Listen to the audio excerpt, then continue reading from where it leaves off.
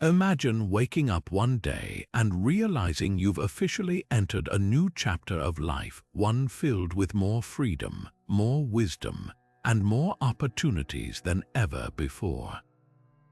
This isn't just about reaching 60, it's about stepping into a time where every choice you make can shape your happiness, health, and fulfillment for decades to come. Yet so many people let old habits and outdated mindsets hold them back from truly embracing the joy and peace this stage of life can bring. They carry burdens from the past, worry about things they can't change, or fall into routines that no longer serve them, and in doing so, they miss out on the incredible potential that retirement holds. That's why we're here today, to explore 25 things you should stop doing after 60 to unlock a happier, healthier, and more meaningful retirement. Whether you've just celebrated this milestone or you're helping a loved one navigate these years, this video is your guide to letting go of what weighs you down and embracing what truly matters. We'll dive into habits that drain your energy, thoughts that limit your potential, and behaviors that keep you from connecting deeply with yourself and others. This isn't about adding more to your plate, it's about simplifying, refining, and focusing on what brings you genuine joy and well-being. Think about it, retirement isn't an end, it's a beginning. It's your chance to rewrite the rules, pursue passions you never had time for, and build relationships that nourish your soul.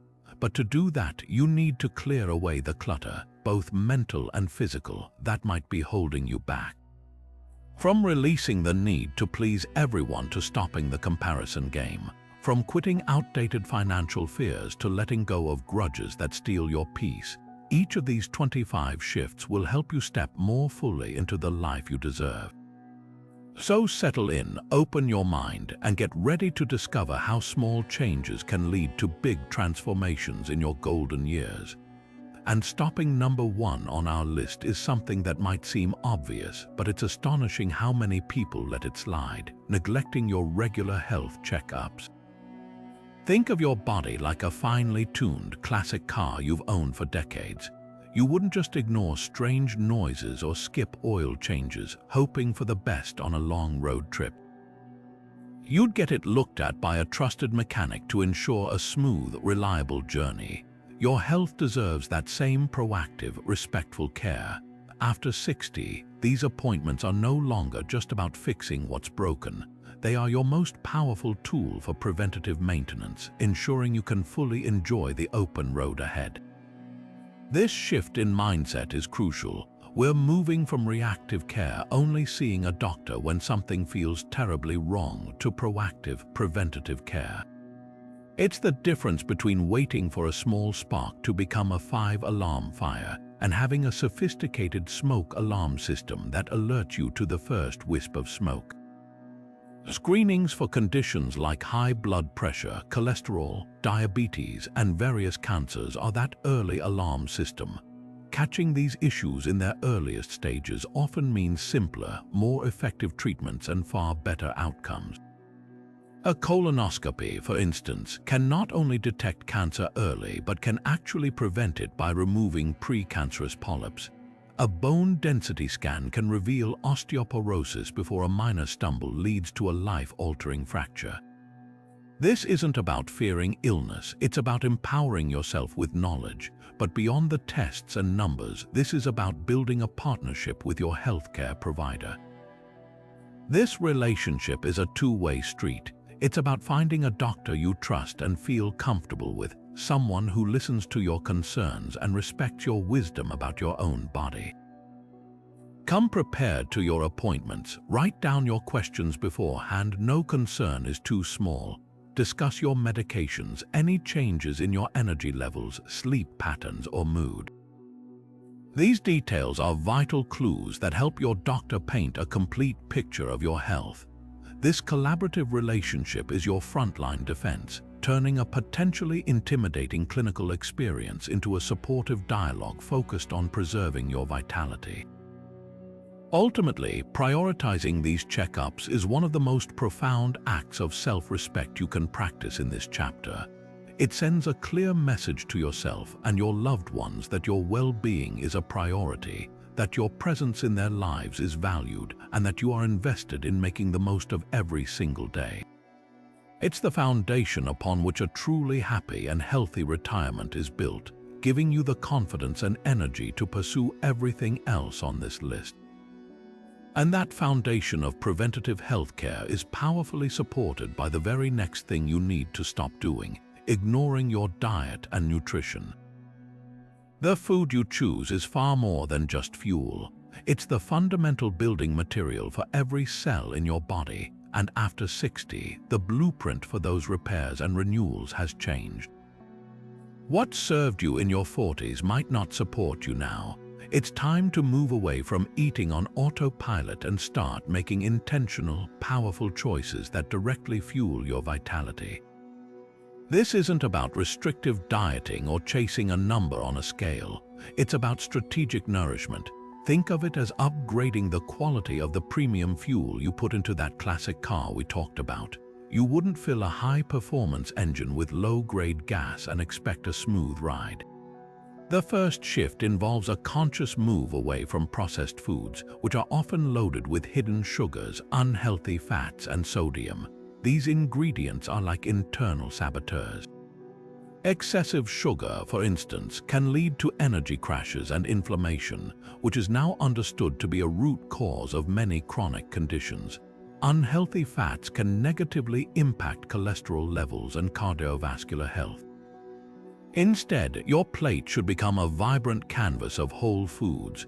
Fill it with colorful fruits and vegetables, each color representing a different set of antioxidants and phytonutrients that act like a personal army against cellular damage and support a robust immune system. These aren't just abstract health terms. This is about having the energy to play with your grandchildren, the stamina for a morning walk, and the resilience to fight off a common cold.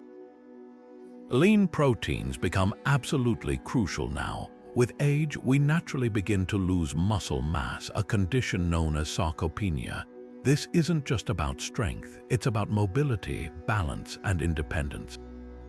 Including adequate lean protein from sources like grilled chicken, fish, beans, lentils, and tofu at every meal provides the essential amino acids your body needs to maintain and rebuild that precious muscle tissue.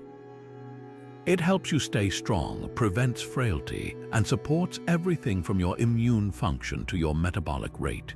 Pair this with a strong focus on fiber from whole grains, vegetables, and legumes. Fiber is a multitasking marvel. It supports digestive health, helping to prevent constipation, which can become more common.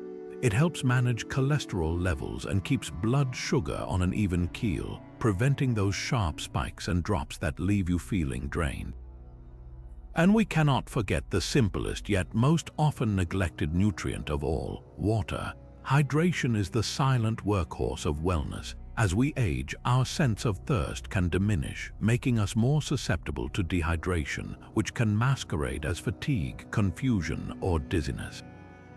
Proper hydration aids digestion, cushions joints, regulates body temperature, and helps your kidneys function efficiently. Making a conscious habit of drinking water throughout the day, even before you feel thirsty, is one of the easiest and most effective health strategies you can adopt. This holistic approach to eating, centered on whole foods, lean protein, ample fiber, and consistent hydration, isn't a punishment. It's one of the most profound acts of self-care. It's how you build the physical capacity to enjoy every single day of your retirement to its absolute fullest. Now, let's talk about the third thing you absolutely must stop doing, which is perhaps one of the most insidious threats to a vibrant retirement: allowing yourself to become sedentary. After spending decades in a career that might have kept you tied to a desk or a vehicle, it's incredibly easy to fall into a pattern of prolonged sitting, viewing this newfound freedom as a well-deserved rest. But here's the critical truth we must confront: the human body was not designed for extended stillness. A sedentary lifestyle is like pressing the fast-forward button on the aging process, accelerating physical decline and robbing you of the very vitality you've worked so hard to enjoy. This isn't about training for a marathon. It's about understanding that regular, consistent movement is the closest thing we have to a fountain of youth, essential for preserving everything from your physical strength to your mental sharpness. The benefits of breaking a sedentary routine are profound and touch every aspect of your well-being. Let's start with the physical. Regular movement, particularly weight-bearing exercises like walking, dancing, or even gardening, sends a powerful signal to your bones to stay strong, helping to combat osteoporosis and significantly reducing your risk of fractures. Concurrently, engaging in strength training, which can be as simple as using light resistance bands or doing bodyweight exercises like chair squats, is non-negotiable for maintaining muscle mass. This isn't just about vanity, it's about functional independence. Preserving muscle strength is what allows you to get up from your favorite chair easily, carry your own groceries, and navigate stairs with confidence. It's the fundamental key to preventing frailty and ensuring you can live life on your own terms. But the magic of movement extends far beyond your muscles and bones. It is a potent medicine for your mind and mood. Physical activity stimulates blood flow to the brain, delivering the oxygen and nutrients it needs to thrive. This process supports neuroplasticity, your brain's incredible ability to form new neural connections, which is vital for maintaining memory, focus, and cognitive function. Furthermore, when you move your body, you trigger the release of endorphins, those powerful neurochemicals that act as natural mood elevators and pain relievers. A daily walk can be as effective for alleviating symptoms of mild anxiety and depression as some medications, without any of the side effects. It's a natural reset button for your emotional state, washing away stress and fostering a profound sense of calm and well-being. The beauty of this is that there is no single right way to be active. The best exercise is simply the one you will actually do consistently. Perhaps you've always loved the tranquility of water, then swimming or water aerobics could be your perfect low-impact solution. If you appreciate structure and mindfulness, a gentle yoga or Tai Chi class can improve your flexibility, balance, and inner peace. For many, the simplicity of walking is the ultimate activity. It requires no special equipment, can be done almost anywhere, and is a wonderful opportunity to connect with nature or a walking partner.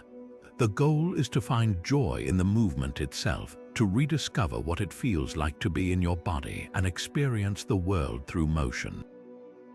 Incorporating more activity into your day doesn't require a radical overhaul. It's about weaving movement into the fabric of your daily life. Start with small, achievable intentions.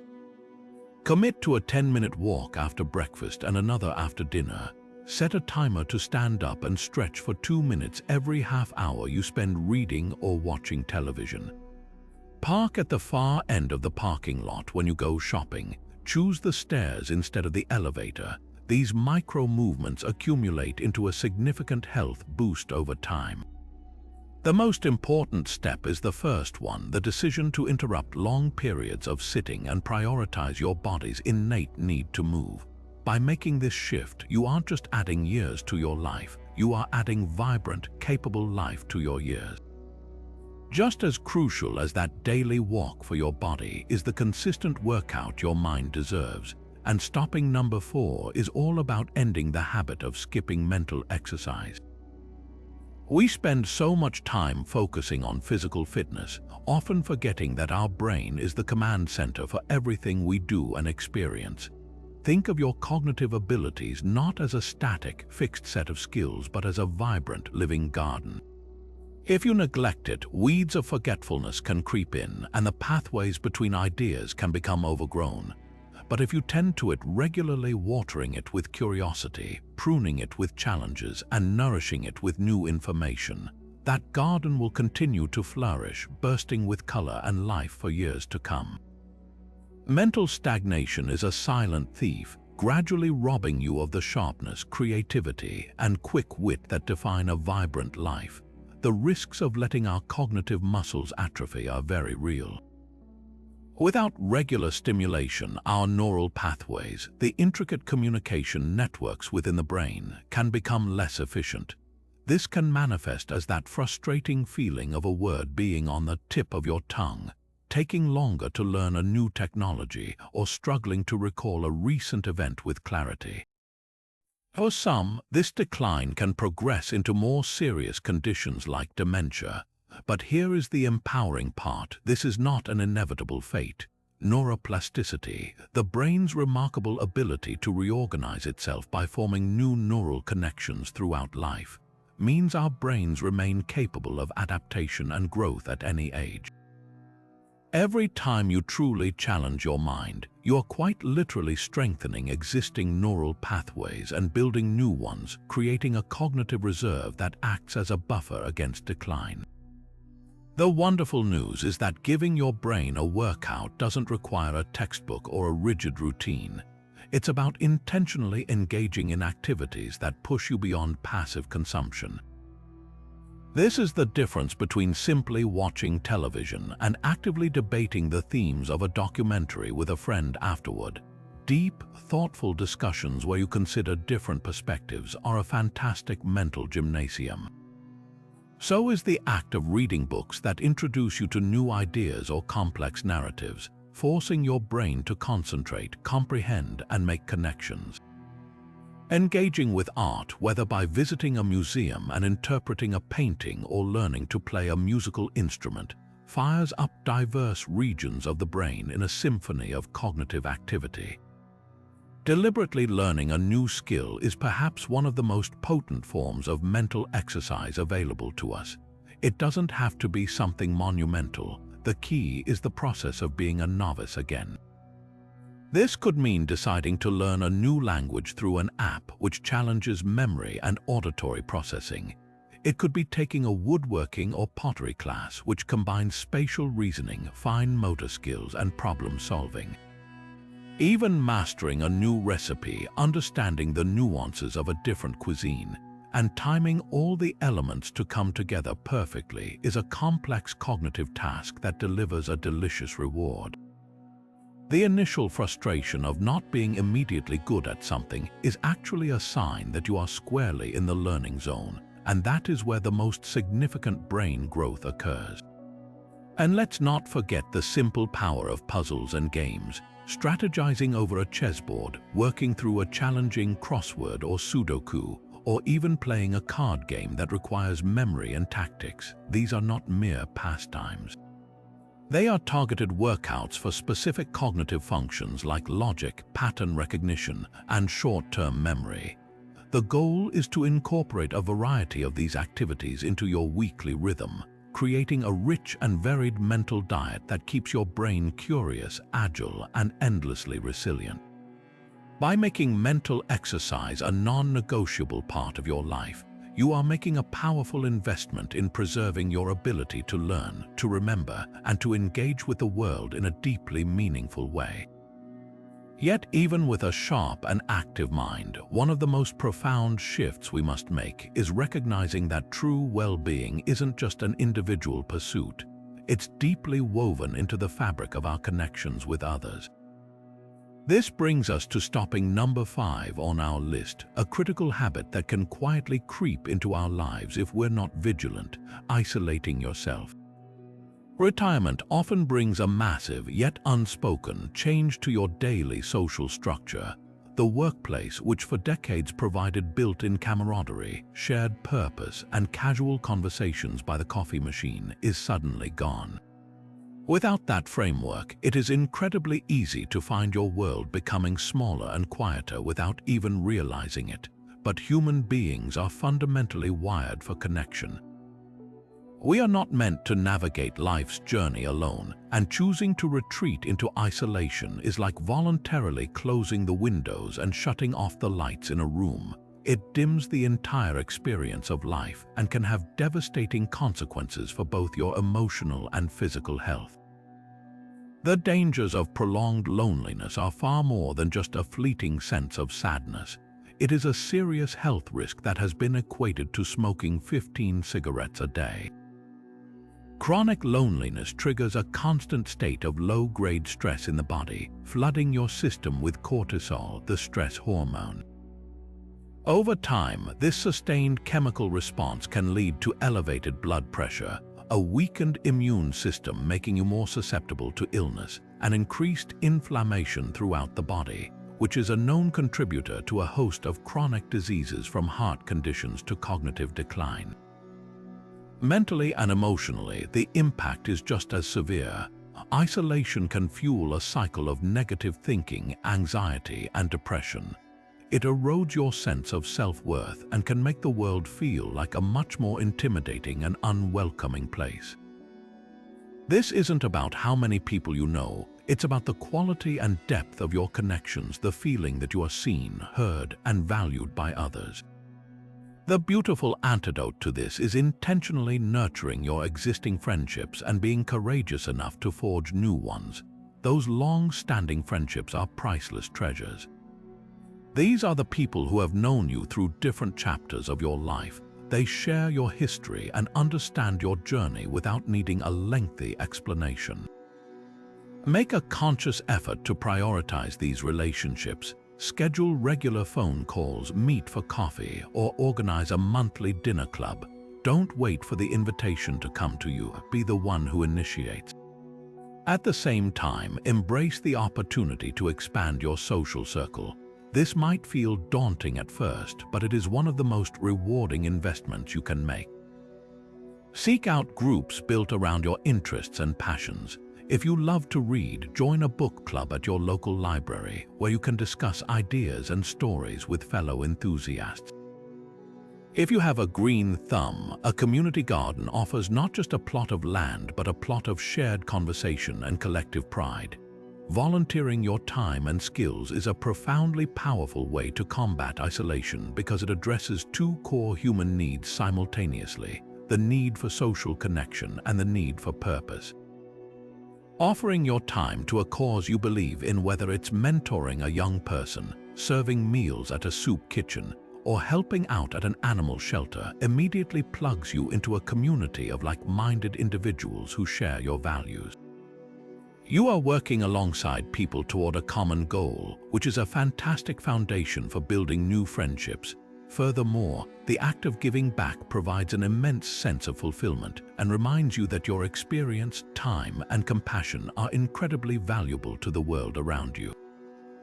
It reaffirms that you matter and that you have a vital role to play.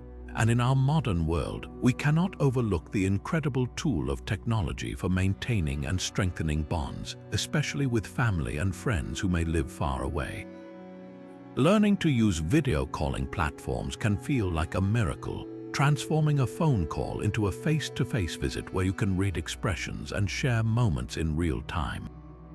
You can read a bedtime story to your grandchildren from across the country, share a meal over a video call with a childhood friend, or join an online group for hobbyists who share your interest in classic films or bird watching. While technology should never fully replace in-person interaction, it is a powerful bridge that can keep you feeling close and involved in the lives of those you love, ensuring that physical distance doesn't have to mean emotional distance. By actively choosing connection over isolation, you are choosing a life filled with shared laughter, mutual support, and a deep, enduring sense of belonging. This brings us to the sixth and perhaps one of the most liberating shifts on our journey. It's time to stop worrying about things you simply cannot control. After 6 decades of life, you've undoubtedly faced your share of challenges, and you know better than anyone that some things in life are simply not within your power to change. Yet, so many of us continue to pour our most precious resource, our mental and emotional energy, into fretting over situations we cannot influence. This could be the unpredictable twists of the global economy, the weather canceling a long-planned outing, the choices and opinions of other adults, or even the relentless march of time itself. This habit of anxious rumination is like trying to hold back the ocean with a teaspoon. It's a futile effort that leaves you exhausted, frustrated, and distracted from the life that is actually happening right in front of you. Understanding the fundamental difference between what is within your circle of influence and what lies firmly outside of it is the first step toward profound peace. Think of it as drawing two concentric circles. The inner circle contains everything you can directly control: your own actions, your words, your responses, your efforts, and your attitudes. The outer circle contains everything else: world events, the behavior of other people, the past, and the distant future. Worry occurs when we fixate on the outer circle, desperately trying to manage the unmanageable. The powerful shift in mindset comes from consciously withdrawing your energy from that vast, uncontrollable outer ring and reinvesting it completely into your inner circle. You cannot control a market downturn, but you can control how you manage your budget and your emotional reaction to the news. You cannot control another person's opinion of you, but you can control whether you live with integrity and kindness. This redirection of focus is not passive resignation. It is an active, strategic choice to invest your power where it will actually make a difference. One of the most effective tools for making this shift is the practice of mindfulness, which is simply the art of anchoring your awareness in the present moment without judgment. Anxiety almost always lives in the future. It's a fear of what might happen. Regret and resentment live in the past, a painful rehashing of what has already occurred. Mindfulness gently calls you home to the now. This very moment, as you breathe in and out, is almost certainly okay. Start by tuning into your senses. Notice the feeling of the chair supporting you, the sound of the air conditioner or birds outside, the taste of your tea.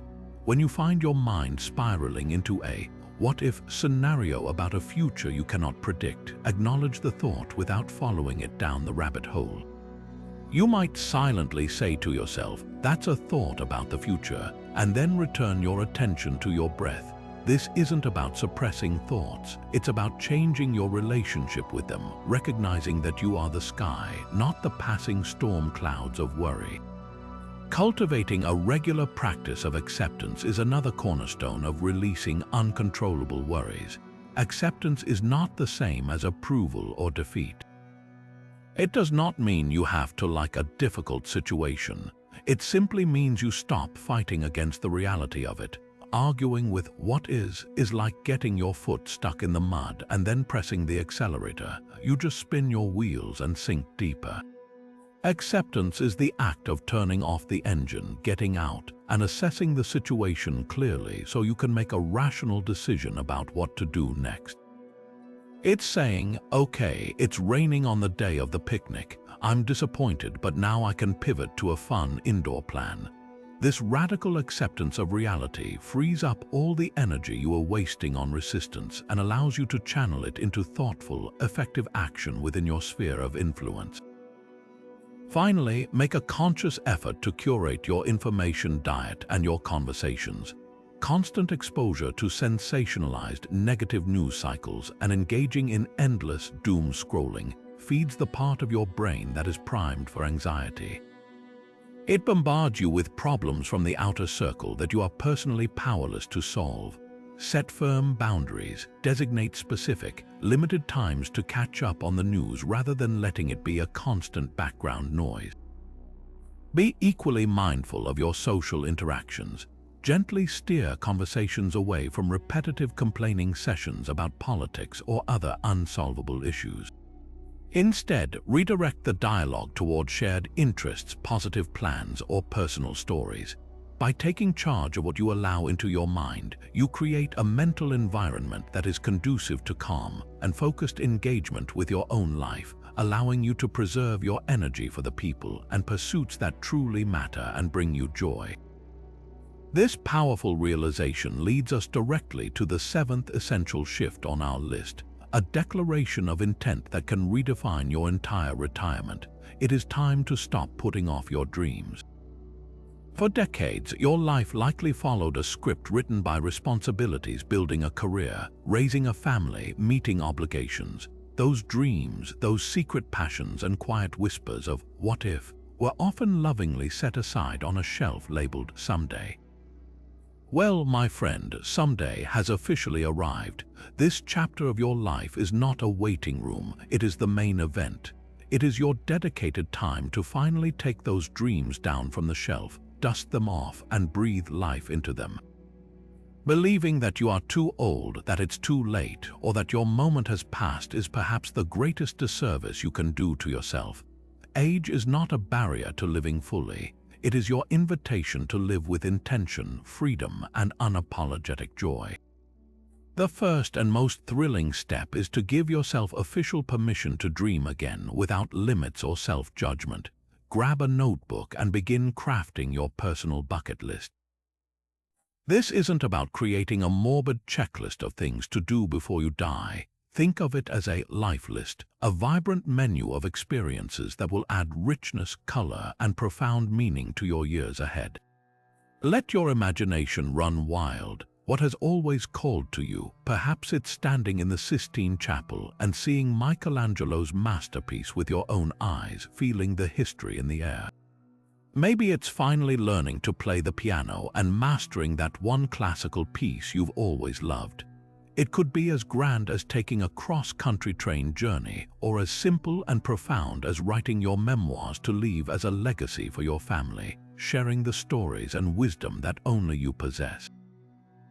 There are no wrong answers here. This list is a love letter to your own potential.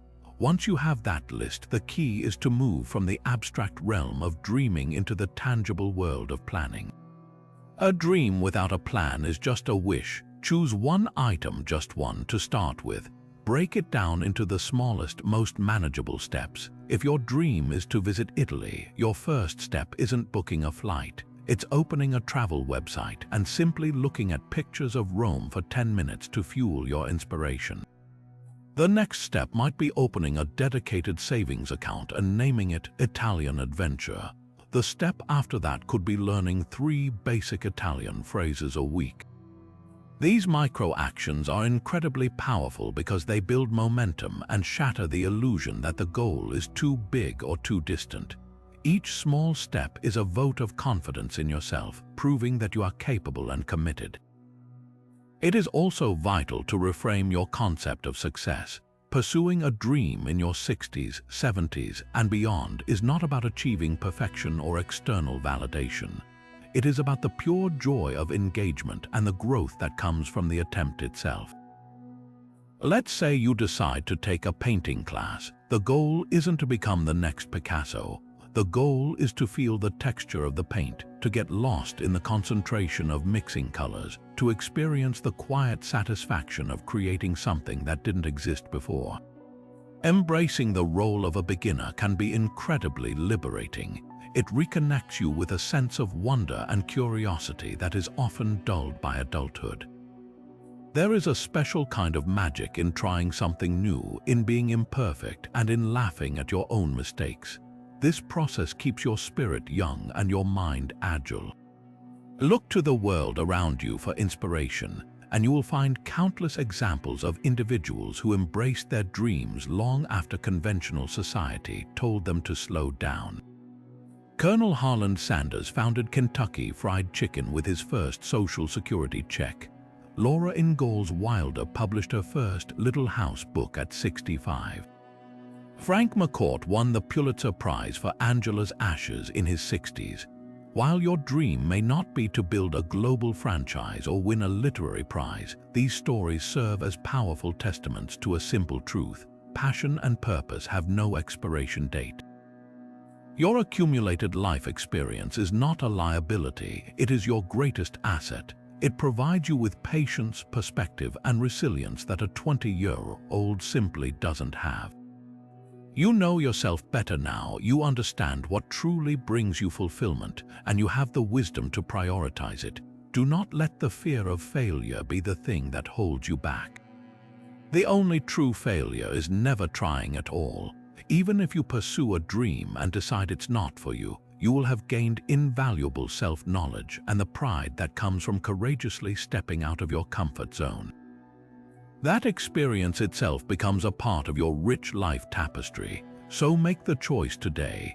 Pick up the guitar that's been sitting in the closet, enroll in that community college course on astronomy, sign up for the beginner's salsa dancing lessons, or simply book that ticket. The world is still full of wonders waiting for you to discover them, and your time to explore is now. By actively pursuing your passions, you are not just passing the time, you are amplifying it, filling your days with intention, excitement, and the profound satisfaction that comes from honoring the deepest desires of your heart. This brings us to the eighth and arguably one of the most foundational shifts for a secure retirement. It is time to stop neglecting your finances. After 60, your relationship with money undergoes a profound transformation. You are typically moving from the wealth accumulation phase of your life into the distribution phase, and this change requires a completely different mindset and strategy. Financial worries can cast a long, dark shadow over your golden years, creating a constant undercurrent of anxiety that tarnishes even the most beautiful moments. The fear of outliving your savings, of an unexpected medical bill, or of not being able to help a family member in need can be paralyzing. However, this fear is not an inevitability. It is a challenge that can be met head-on with clarity, planning, and proactive management. Taking firm control of your financial well-being is not about amassing more wealth for its own sake. It is about purchasing the most precious commodity of all, peace of mind, which allows you to fully savor your freedom and enjoy your days without a lingering sense of dread. The absolute cornerstone of this financial peace is creating and adhering to a realistic retirement budget. This isn't about restriction or deprivation, it's about empowerment through awareness. A budget is simply a spending plan that gives every dollar a purpose, ensuring your money is working to support the life you want to live. Start by getting a crystal clear understanding of your fixed income streams, Social Security, any pension payments, and required minimum distributions from retirement accounts. Then, meticulously track your expenses for a few months to understand where your money is truly going. Categorize them into essentials like housing, utilities, groceries, and healthcare, and non-essentials like travel, dining out, and hobbies. This exercise is often eye-opening, revealing small leaks that, over time, can drain a significant amount from your reserves. With this knowledge, you can make intentional choices. Perhaps you decide to downsize your living space to free up capital and reduce monthly bills, or maybe you choose to cook at home more often to allocate more funds for your travel bucket list. A budget is your financial roadmap, and following it ensures you can confidently navigate your retirement years without the fear of running out of fuel. Concurrently, a ruthless and strategic approach to debt management is non-negotiable. Entering retirement carrying high-interest debt, particularly from credit cards or personal loans, is like trying to swim with an anchor tied to your waist. The interest payments steadily eat away at your finite retirement income, drastically reducing your disposable cash and financial flexibility. Your first financial priority should be to create a plan to eliminate this burdensome debt as quickly as possible. This might involve consolidating debts to a lower interest rate or using a portion of your savings to pay off high-interest balances, a move that often provides a guaranteed return on investment equal to the interest rate you're avoiding. For existing, lower-interest debts like a mortgage, the calculation becomes more personal. Some people derive immense psychological comfort from owning their home free and clear, while others may be comfortable maintaining a low-rate mortgage if their investments are historically earning a higher rate of return.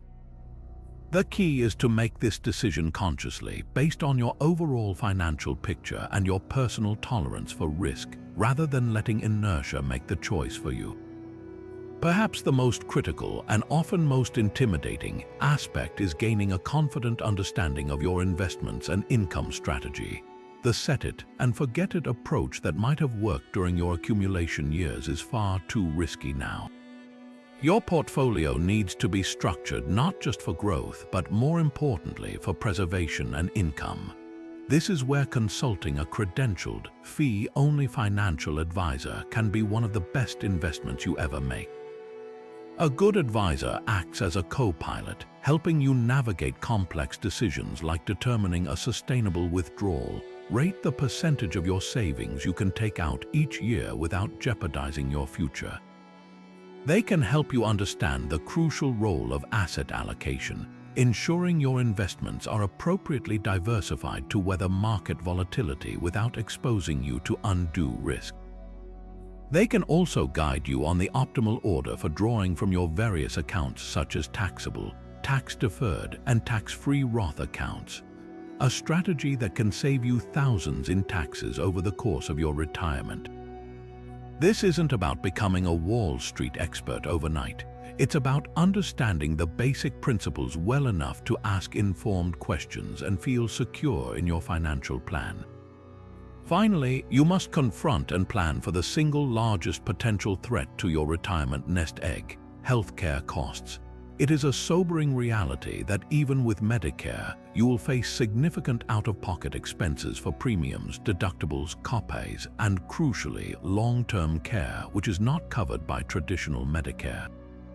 Failing to plan for this is perhaps the most common and devastating financial oversight retirees make. Proactively educating yourself on the various parts of Medicare and the gaps in its coverage is essential. Seriously investigate supplemental Medigap policies or Medicare Advantage plans to understand which best fits your health needs and budget. Most critically, you must explore options for long-term care insurance. While these policies can be expensive, the cost pales in comparison to the astronomical expense of several years in an assisted living facility or needing in-home care, which can swiftly deplete a lifetime of savings. Having these protections in place is not a sign of poor health. It is a sign of profound financial wisdom, safeguarding your assets and preventing a health crisis from becoming a financial catastrophe for you and your family. By taking these comprehensive steps to master your finances, you transform money from a source of stress into a powerful tool that funds your security, your freedom, and your ability to embrace every day with confidence and joy. And this brings us to the 9th transformative shift, a crucial step in unlocking the full potential of your present. It is time to stop living in the past. Our memories are a beautiful, rich tapestry that tells the story of who we are. But when we spend too much time gazing back at that tapestry, we turn our backs on the blank canvas of today that is waiting for our brushstrokes. There is a profound difference between cherishing your memories and being held captive by them. Whether you find yourself constantly reliving your glory days, a time when you felt more relevant, powerful, or successful, or you are haunted by past regrets and mistakes, this backward focus effectively puts your life on pause. It creates a filter of nostalgia or resentment that distorts the beauty and opportunity of the present moment, blinding you to the new joys, relationships, and possibilities that are available to you right now in this chapter. Living in the past often stems from a need to reaffirm our identity. After a major life shift like retirement, it's natural to grasp for the familiar, for the version of ourselves we understood best. The accomplished professional, the busy parent, the dependable leader, these were roles that came with clear definitions and validation. When those roles change or conclude, it can create a void, a sense of uncertainty about who you are now. The past can feel like a safe harbor in that uncertainty. But the truth is, your identity is not fixed. It is a continually evolving story. This new chapter is not about losing who you were. It's about integrating all those experiences into who you are becoming, a person with even more wisdom, freedom, and perhaps a gentler, more nuanced perspective on what truly matters. The goal is to honor your history without letting it dictate your future. The most powerful antidote to a preoccupation with the past is a conscious and deliberate practice of gratitude for the present. This is not a vague, feel-good concept. It is a practical neurological tool that rewires your brain to seek out and appreciate what is good right now. Start a simple daily ritual. Each evening, perhaps as you sip your tea or prepare for bed, reflect on 3 specific things from your day that you are grateful for.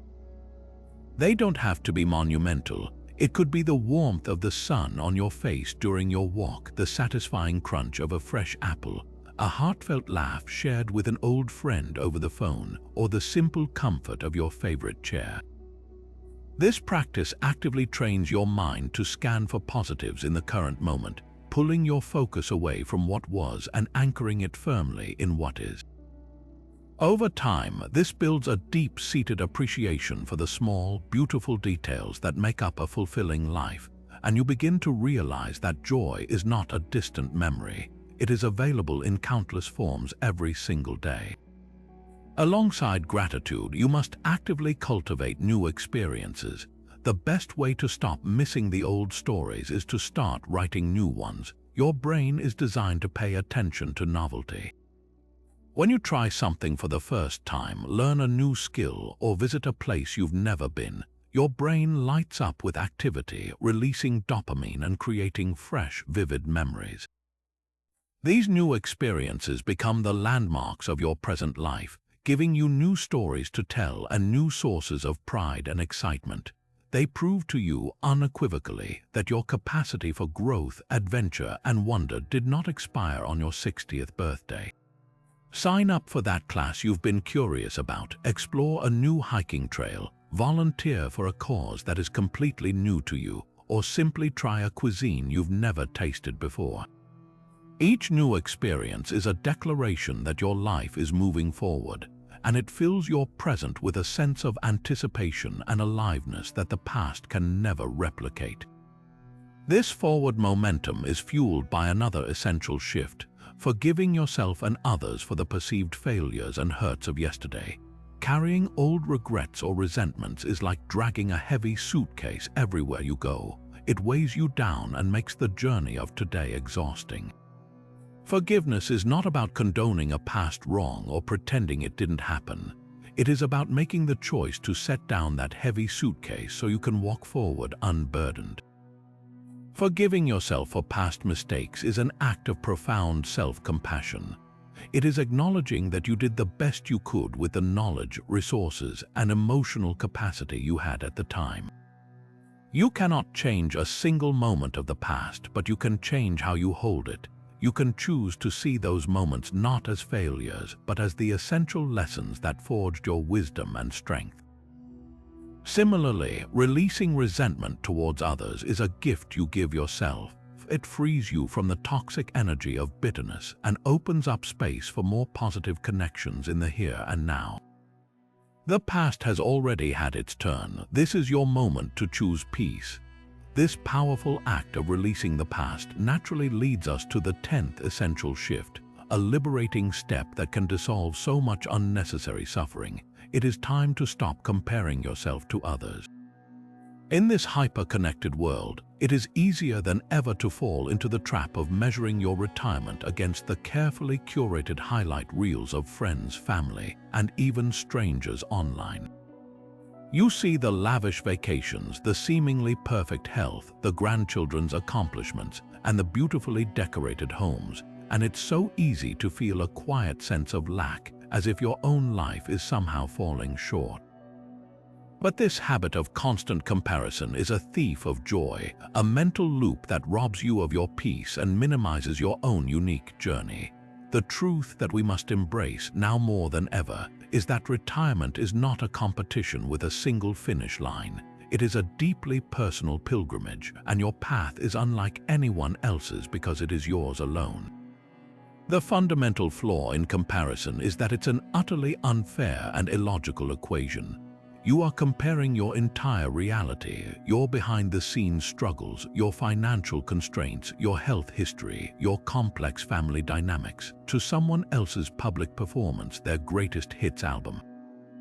You see their 2-week cruise to the Bahamas, but you don't see the years of saving that went into it, or the arthritis flare-up they experienced the week after they returned. You see the photograph of a friend surrounded by their entire family at a holiday gathering, but you don't see the decades of work it took to build those relationships, or the arguments that might have happened just moments before the picture was taken. Social media, in particular, is a gallery of everyone's best moments, framed and filtered to perfection. Using this curated illusion as a benchmark for your own happiness is like comparing your unedited, raw film footage to someone else's Oscar-winning trailer. It's a game you are guaranteed to lose because you are judging your entire story based on someone else's most glamorous chapter. This shift requires a conscious redirection of your focus from looking sideways at others to looking inward at yourself. The most meaningful and sustainable source of contentment will always be internal. Instead of asking, "How does my life measure up to theirs?" begin asking yourself far more empowering questions. What truly brings me joy? What am I grateful for today? What is one small step I can take toward a personal goal that matters to me? This practice of introspection helps you define success on your own terms. Perhaps your neighbor's idea of a perfect retirement is non-stop travel, while yours is the deep satisfaction of a quiet morning in the garden, the freedom to read for hours, or the profound joy of mentoring a young person in your community.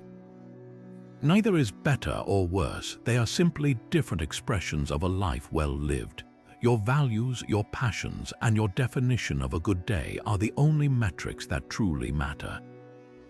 Cultivating a genuine sense of self-acceptance is the bedrock of breaking free from comparison. This means embracing your entire story, the triumphs and the stumbles, with compassion and without judgment. It's acknowledging that your journey has included both sunshine and storms, and that every experience has contributed to the resilient, wise person you are today. Your financial situation, your health, your family structure, these are the cards you have been dealt, and constantly wishing for someone else's hand is an exhausting and fruitless endeavor. Acceptance is not resignation, it is the clear-eyed, courageous act of saying, "This is my reality. Now, what are the best possible moves I can make with the cards I hold?" This mindset empowers you to play your own game brilliantly, rather than lamenting that you aren't playing a different one altogether. Make a deliberate practice of celebrating your own personal milestones and joys, no matter how small they may seem in the shadow of someone else's grander achievements. Did you finally master that new recipe? Celebrate it. Did you walk an extra lap around the neighborhood today? That's a victory. Did you have a wonderful, long conversation with an old friend? Cherish that connection. Keep a journal where you note these small wins and moments of gratitude. Over time, this record becomes powerful evidence of a rich and meaningful life, a life that is uniquely and beautifully yours. It serves as a constant reminder that your path is paved with its own special moments of grace, connection, and accomplishment, completely independent of what anyone else is doing. Finally, transform any lingering tendency to compare into an opportunity for genuine inspiration and connection. If you see a friend accomplishing something wonderful, instead of letting it trigger feelings of inadequacy, let it inspire you. Reach out to them and say, "I saw you took that pottery class and it looks so fascinating. Tell me about your experience." This shifts the dynamic from one of silent competition to one of shared enthusiasm and learning. You might discover a new passion for yourself through their story, or you might simply deepen a friendship. Remember, someone else's success does not diminish your own. There is an infinite amount of joy and fulfillment to go around in this world. By releasing the exhausting burden of comparison, you free up an enormous amount of mental and emotional energy that can be poured directly into crafting a retirement that feels authentic, satisfying, and truly your own. This brings us to the 11th transformative habit to leave behind, one that opens a gateway to connection, convenience, and endless discovery. It is time to stop avoiding technology. It's understandable to feel a sense of trepidation. The digital world evolves at a dizzying pace, and it can seem like a complex foreign language you never had the chance to learn. You might worry about making a mistake, breaking something, or falling for a scam. But choosing to opt out entirely is like refusing to learn how to use a telephone in the 19th century or dismissing the automobile in the 20th. You are voluntarily cutting yourself off from the primary ways the modern world communicates, connects, and functions. Embracing technology is not about becoming a computer expert. It's about acquiring a new set of simple, practical tools that can dramatically enhance your independence, keep you closer to the people you love, and bring a world of information and entertainment right to your fingertips. Let's start with the most powerful benefit: profound and immediate connection. Video calling platforms like FaceTime, Zoom, or Skype are nothing short of magical for maintaining close relationships across any distance. They transform a standard phone call into a shared experience where you can see the sparkle in your grandchild's eye as they tell you about their day, watch your old college friend laugh at your joke, or simply share a cup of coffee with a sibling who lives across the country. This face-to-face interaction is a powerful antidote to loneliness, forging a sense of presence and closeness that a voice alone cannot provide. Social media, when used intentionally, serves a similar purpose. It's a digital window into the lives of your family and friends, allowing you to celebrate their milestones, see their vacation photos, and stay involved in the daily fabric of their lives. It allows you to reconnect with people from your past, finding old classmates or colleagues and picking up conversations as if no time had passed at all. These tools shrink the miles and keep your social world expansive and vibrant. Beyond connection, technology is the ultimate key to convenience and independence. Your smartphone can be a command center for managing your life with ease. You can deposit a check instantly using your bank's mobile app, avoiding a trip to the branch. You can refill a prescription with a few taps, have your groceries delivered right to your door, or order a ride with a service like Uber or Lyft if you ever choose not to drive. The internet itself is the world's largest library, museum, and marketplace, all rolled into one. You can learn how to fix a leaky faucet by watching a YouTube tutorial, virtually tour the Louvre Museum in Paris, read reviews for a new book, or find the perfect recipe for dinner. This easy access to information and services empowers you to solve problems, pursue interests, and manage your daily needs on your own terms, preserving your autonomy and saving you valuable time and energy. Of course, this new world requires a mindful approach to safety. The key is to learn a few fundamental rules of digital hygiene, just as you learn to look both ways before crossing the street. The first rule is to be skeptical of unsolicited contact. Legitimate companies like your bank or your utility provider will never call, text, or email you out of the blue demanding immediate payment or asking for your password or social security number. If you receive a message that creates a sense of urgency or fear, pause. Hang up the phone or don't click the link. Instead, find the official customer service number on your billing statement or the company's official website and call them directly to verify the request. The second rule is to use strong, unique passwords for important accounts and consider using a password manager to keep track of them all securely. Finally, adjust the privacy settings on your social media accounts to control who can see your information. Learning these basics is not about living in fear. It's about developing the confidence to navigate the digital world safely and wisely. The journey of learning is easier than ever before and can itself be a source of great satisfaction. You are not expected to figure it all out alone. Public libraries often offer free, patient-led technology classes specifically for older adults. Community centers and senior organizations are fantastic resources. And never underestimate the willingness of the younger people in your life to help. Your grandchildren or the children of friends often love the opportunity to become the teacher and share their knowledge. Start with one thing that excites you. Maybe your first goal is simply to master sending and receiving photos via text message. Perhaps you want to learn how to listen to audiobooks on a tablet. Each small victory will build your confidence and make the next step feel less intimidating. Embracing technology is a declaration that your curiosity is still very much alive. It is a choice to stay engaged with the modern world, to keep learning, and to access all the tools that can make your retirement more connected, convenient, and filled with wonder. This desire to reclaim your time and energy leads us directly to the 12th essential shift. It's time to stop overcommitting yourself. For much of your life, your worth may have felt tied to your productivity, your availability, your ability to be the reliable rock for everyone else. Saying yes became an automatic reflex, a deeply ingrained habit of putting others' needs and expectations ahead of your own well-being. But retirement is your opportunity to rewrite that contract. This chapter is not about proving your value through endless doing. It's about discovering the profound value of simply being. Your time is now your most finite and precious asset, and every yes you give to someone else is a no to something you might truly need or want for yourself. Overcommitting spreads your energy thin, leaving you drained, resentful, and with little left in the tank for the activities and people that genuinely light you up. The journey away from chronic overcommitment begins with a powerful yet simple act of self-awareness, learning to pause before you answer.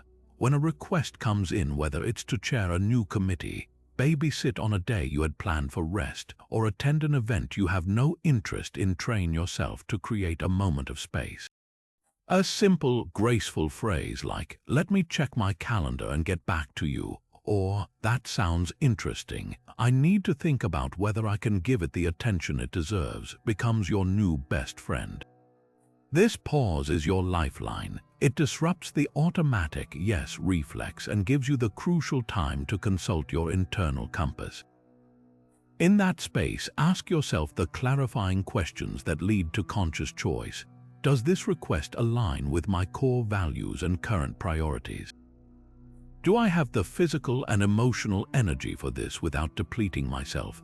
Am I saying yes out of genuine desire or out of a sense of obligation, guilt, or a fear of disappointing someone? This internal consultation requires you to have a clear understanding of your own priorities, which is the foundation of setting healthy boundaries. Boundaries are not walls designed to keep people out. They are the guardrails you install on the path of your life to ensure you don't veer off course and crash. They are a loving, respectful way of communicating your limits and honoring your needs. For instance, you might decide that weekday mornings are sacred time reserved for your own health, your walks, your reading, your quiet reflection.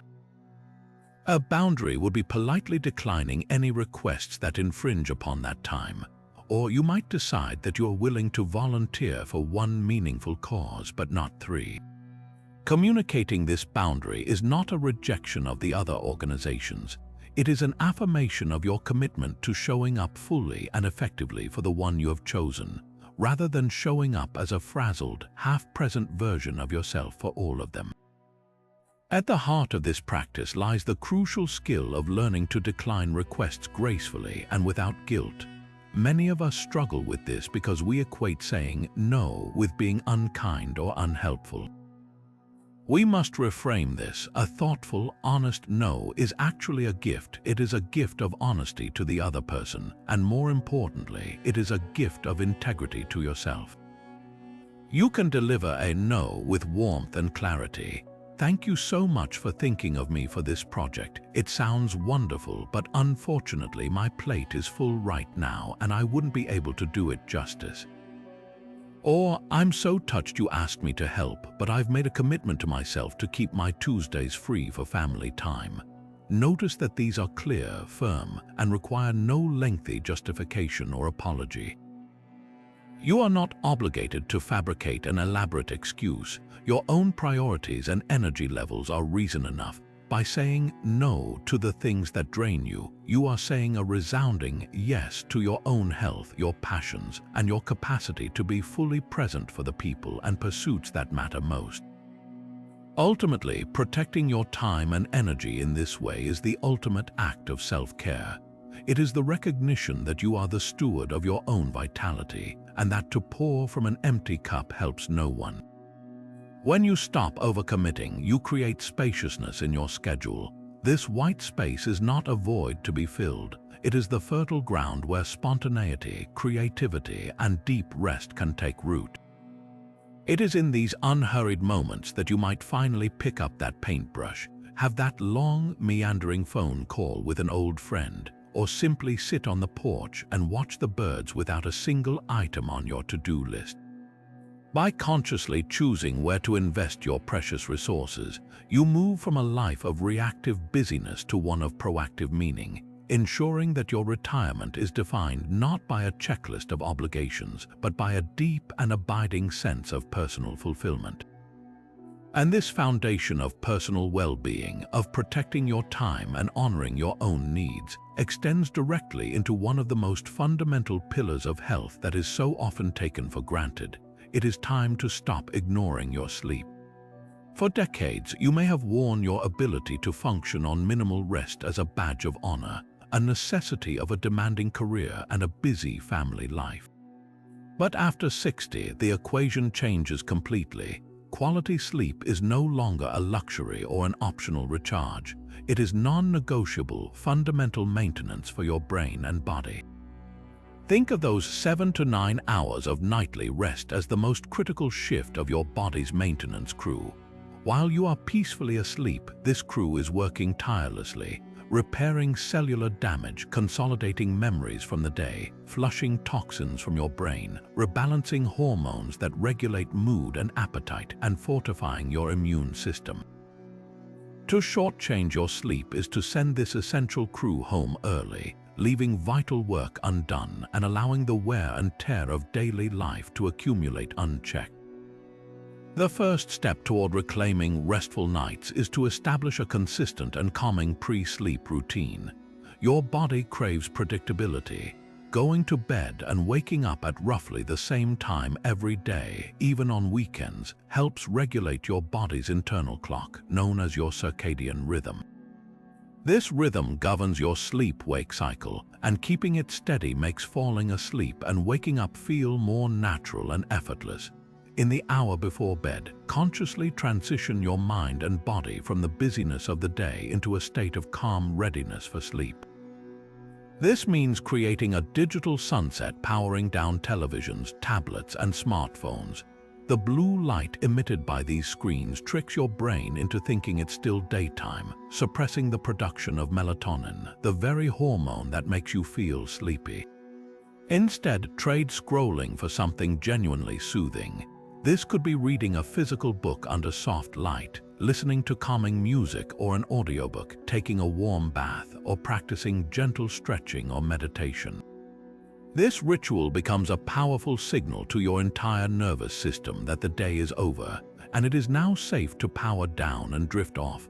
For many, the challenge isn't just falling asleep, but addressing specific sleep disorders that become more common with age, such as insomnia or sleep apnea. Occasional sleeplessness is one thing, but chronic insomnia, struggling to fall or stay asleep most nights for weeks on end, is a serious health concern that should not be dismissed as just getting older. It can be a symptom of an underlying issue like anxiety, depression, or certain medications, and it warrants a conversation with your doctor. Similarly, sleep apnea is a potentially dangerous condition where breathing repeatedly stops and starts throughout the night. Often signaled by loud, persistent snoring followed by gasping or silent pauses, sleep apnea prevents you from reaching the deep, restorative stages of sleep and starves your brain and body of oxygen. The resulting daytime fatigue, morning headaches, and irritability are just the surface problems. Untreated sleep apnea significantly increases your risk for high blood pressure, heart attack, stroke, and cognitive decline. The good news is that both conditions are highly treatable. Doctors can help with cognitive behavioral therapy for insomnia or review your medications, and sleep apnea is effectively managed with devices like a CPAP machine, which keeps your airway open as you sleep. Seeking help is not a sign of weakness. It is a proactive, powerful investment in your long-term health. Finally, turn your attention to your sleep environment itself.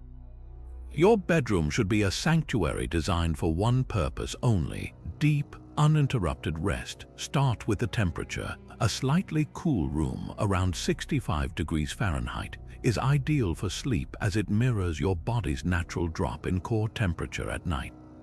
Next, attack noise and light pollution with gusto.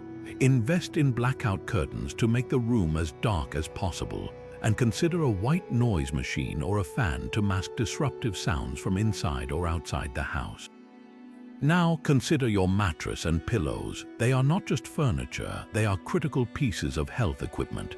An old, sagging mattress that causes aches and pains can be the hidden culprit behind your restless nights. You've likely spent decades on your current mattress and your body's needs have changed. If it's more than 7 to 10 years old, it's likely time for a replacement. When choosing a new one, prioritize support and comfort for your specific sleep position and any areas of pain. The same goes for your pillow. It should keep your head, neck, and spine in a neutral, aligned position to prevent stiffness and pain. Optimizing your environment in this way removes physical barriers to sleep, allowing your body to fully surrender to the rest it so deeply deserves. By prioritizing sleep, you are not being self-indulgent. You are making a strategic decision to protect your cognitive sharpness, stabilize your mood, boost your immune system, and ensure you have the energy to embrace every day of your retirement with vitality and joy. And this essential release of past burdens brings us to the 13th, and perhaps one of the most profoundly liberating shifts on our list. It is time to stop holding grudges. Think of a grudge not as a simple memory of a past hurt, but as a heavy, toxic weight you have chosen to carry with you everywhere you go. You may believe you are carrying it to punish the person who wronged you, but in reality, you are the one bearing the entire load. Resentment is a poison you drink yourself, hoping the other person will get sick. It occupies valuable mental and emotional real estate, playing the same painful story on a loop and preventing new, positive energy from moving in. This isn't about condoning the actions of others or pretending a hurtful event never happened. It is about making the conscious, courageous choice to set that weight down for your own well-being, freeing up an immense amount of energy that can be redirected toward your own happiness and peace. The physical and emotional toll of clinging to resentment is staggering and well documented. When you harbor a grudge, your body remains in a subtle but persistent state of stress, as if the original threat is still happening. This triggers your fight or flight response, releasing stress hormones like cortisol and adrenaline into your system. Over time, this chronic chemical bath can lead to elevated blood pressure, a weakened immune system, increased anxiety, and even contribute to chronic pain and depression. Mentally, it's like having a browser tab open in your brain that's constantly running a distressing movie, sapping your focus and draining your cognitive resources. You may find yourself replaying conversations, crafting what you wish you had said, and ruminating on the injustice of it all. This mental loop prevents you from being fully present in your current life, coloring new experiences with the bitterness of the old. The person you're angry with is likely living their life completely unaffected, while you are paying the price with your own health and happiness. Forgiveness, then, is not an act of weakness. It is a strategic and powerful act of self-preservation.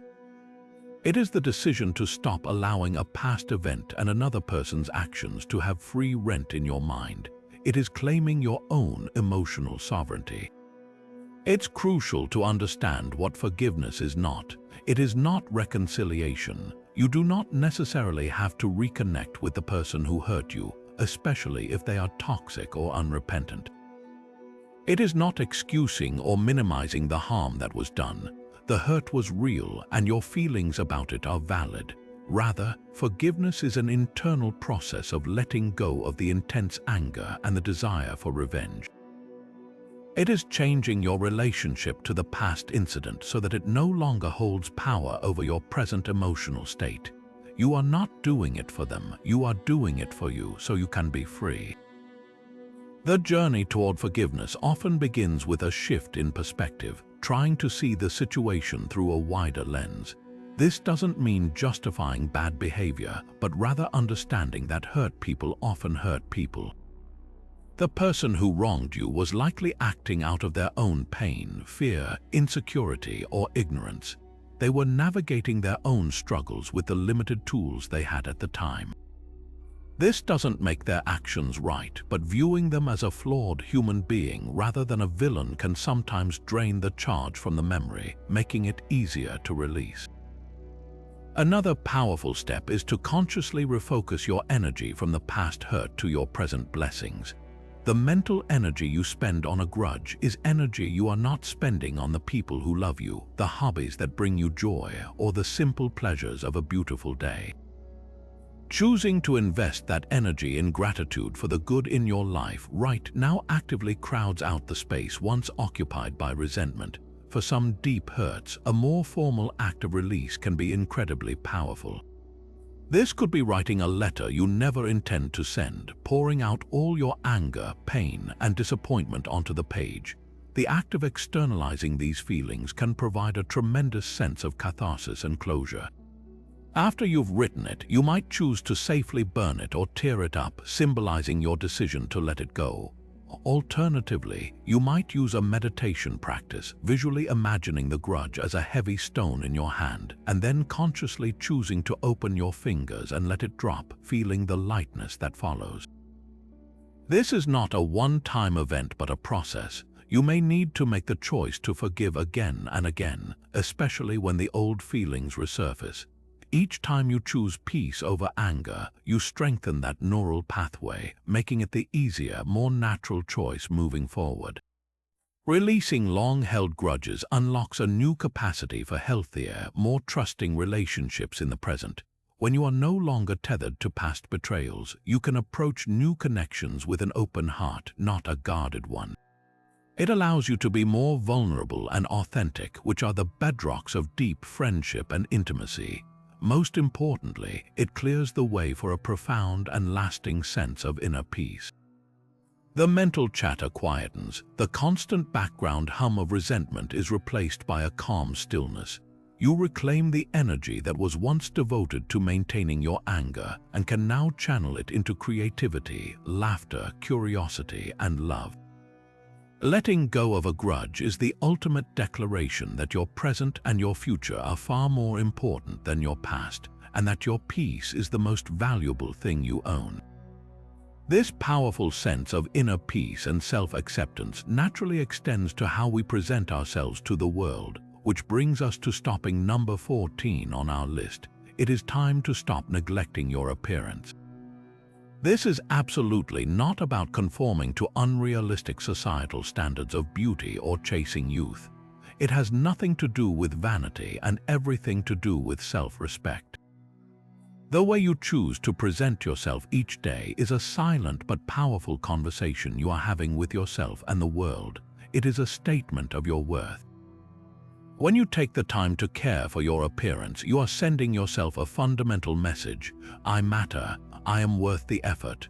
This simple act of self-regard is a potent catalyst for self-esteem, positively influencing your mood, your confidence, and even how others interact with you, creating a beautiful, self-reinforcing cycle of feeling good and looking good. Let's reframe what it means to care for your appearance in this chapter of life. It is not a chore or an obligation. It is an enjoyable and creative form of self-expression and a profound act of self-care. This can begin with the simple sensory pleasures of a daily grooming ritual. The mindful act of cleansing and moisturizing your skin isn't just about maintaining its health. It can be a moment of quiet, meditative calm to start your day. Choosing a scent you love, whether it's a familiar aftershave or a new cologne, can be an instant mood lifter. For men, a clean, neat trim of facial hair can feel refreshing and sharp. For women, applying a touch of lipstick or a swipe of mascara might not be about covering up, but about highlighting your favorite features and adding a dash of color that makes you smile when you catch your reflection. These are not superficial acts, they are small, daily investments in your own well-being, tiny ceremonies that honor the person you are.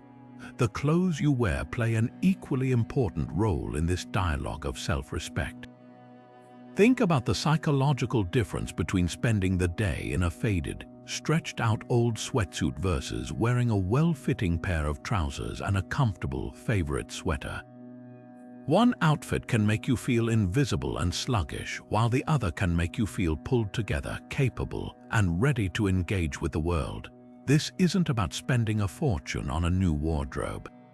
It's about being intentional. Start by editing your closet. Let go of items that no longer fit properly, are worn out, or simply don't make you feel good when you wear them.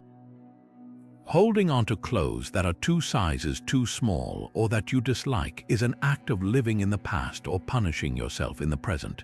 Instead, focus on cultivating a small collection of versatile, comfortable, and well-fitting pieces in colors and fabrics that you genuinely love and that feel good against your skin. Dressing for your current body, not the one you had 20 years ago, is an act of radical acceptance and celebration of who you are right now. Ultimately, this practice is a celebration of the unique individual you have become. Your style can be a wonderful reflection of your history, your personality, and your current passions. That beautiful scarf you bought on a memorable trip, the classic watch you received as a gift, the bold color you've always loved but were once too shy to wear, these are all elements of your personal story. Embracing them allows you to express your identity with confidence and joy. Taking pride in your appearance is the external manifestation of the internal work we've been discussing. It is the physical evidence of the self-worth you've cultivated by letting go of grudges, releasing comparison, and embracing your present. It completes the circle, proving that when you feel good on the inside, it naturally inspires you to reflect that goodness on the outside, and that taking care of your exterior can be a powerful tool to reinforce the positive feelings within. This powerful sense of self-respect and presence naturally propels us forward into the next thrilling frontier of retirement. It is time to stop avoiding new experiences. For decades, your life may have been structured around routines and responsibilities that left little room for spontaneous exploration. The unknown was often seen as a risk, a disruption to the carefully maintained order of work and family life. But in this new chapter, that very sense of the unknown transforms into your greatest playground. Stepping out of your comfort zone is no longer a distraction. It is the very path to keeping your mind sharp, your spirit young, and your life brimming with the kind of excitement and wonder that makes every day feel like an adventure. This isn't about making drastic, fear-inducing leaps. It's about consciously choosing curiosity over comfort and discovery over habit, one small, delightful step at a time. Think of your brain as a muscle that thrives on novelty. When you do the same familiar things day after day, your brain can essentially switch to autopilot, following well-worn neural pathways with minimal effort. But when you introduce something new and unfamiliar, your brain is forced to wake up and pay attention. It has to form new connections, process new information, and solve new problems. This process of neurogenesis, the creation of new brain cells, and neuroplasticity, the rewiring of existing ones, is vigorously stimulated by novel experiences. Learning to identify wildflowers on a nature walk, struggling to master the chords of a new song on a ukulele, or even just navigating your way through a menu in a foreign cuisine you've never tried. All of these activities provide a potent workout for your cognitive faculties. They enhance your memory, improve your problem-solving skills, and build a more resilient, agile mind that is better equipped to handle the unexpected twists and turns of life. The joy of new experiences also lies in their power to shatter the monotony that can sometimes creep into retirement. It's all too easy to fall into a new, albeit more relaxed, rut: the same morning coffee, the same afternoon walk, the same television programs in the evening. While routine provides comfort and stability, too much of it can lead to a sense of stagnation, where weeks and months begin to blur together without distinct memories. Novelty acts as a bookmark in the story of your life, creating vivid, standout moments that you will remember and cherish. That afternoon you spent laughing through a failed attempt at pottery, the memory of the incredible spices in a dish you'd never heard of before, the feeling of awe watching a meteor shower from a dark sky park. These are the experiences that add texture, color, and depth to your retirement years, ensuring they are remembered as a time of growth and excitement, not just relaxation. Begin your exploration by looking for new experiences close to home. Adventure doesn't always require a passport. Your local community is likely a treasure trove of untapped opportunities.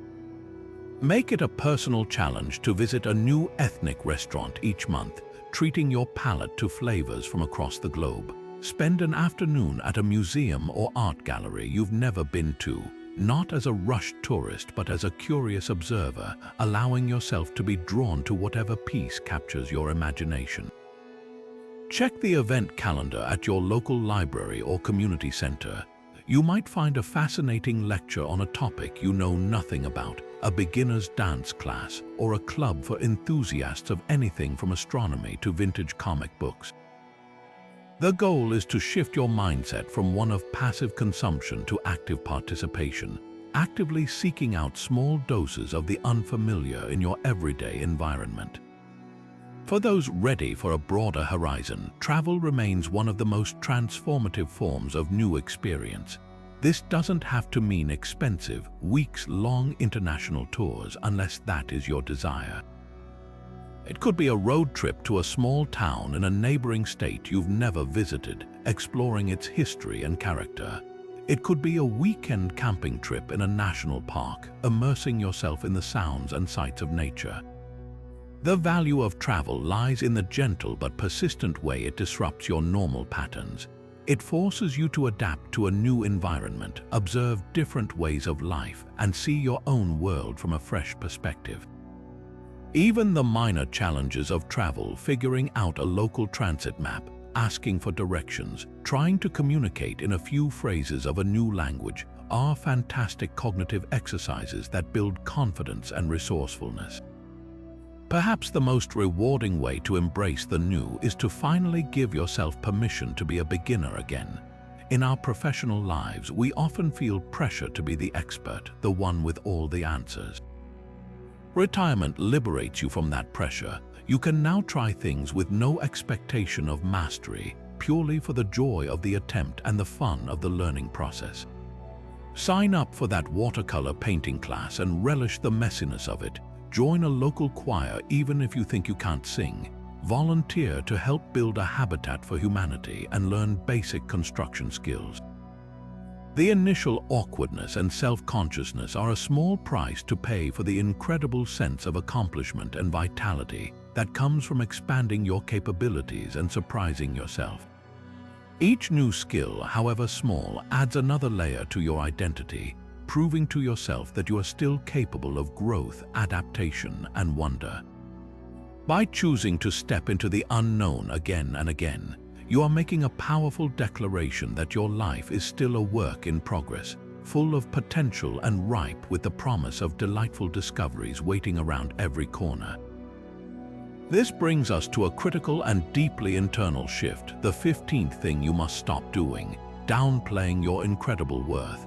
After a lifetime of achievement, it's a strange and sad paradox that so many people in their later years begin to quietly minimize their own value, as if their contributions have an expiration date stamped on their 61st birthday. They might dismiss their hard-won wisdom with a self-deprecating wave of the hand, saying things like, "Oh, it was nothing," or "anyone could have done that."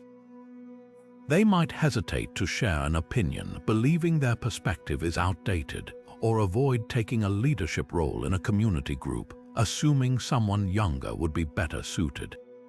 This habit of self-diminishment is a profound disservice not only to yourself but to the world around you that desperately needs exactly what you have to offer. Your worth is not a fluctuating stock price tied to your productivity or your job title. It is the deep, steady, and appreciating value of a lifetime of experience, resilience, and hard-earned insight. Let's reframe what constitutes value in this chapter of life. In your earlier decades, value was often externally measured. Your salary, your position, your ability to provide and achieve within a structured system. Retirement dismantles that external scoreboard, and it's easy to feel adrift without it. But this is your opportunity to discover a far more meaningful and enduring form of value, one that is internally generated and rooted in the intangible assets that only time can provide. Your true worth now lies in your profound depth of perspective. You have lived through economic booms and busts, witnessed tectonic shifts in culture and technology, and navigated personal triumphs and heartbreaks.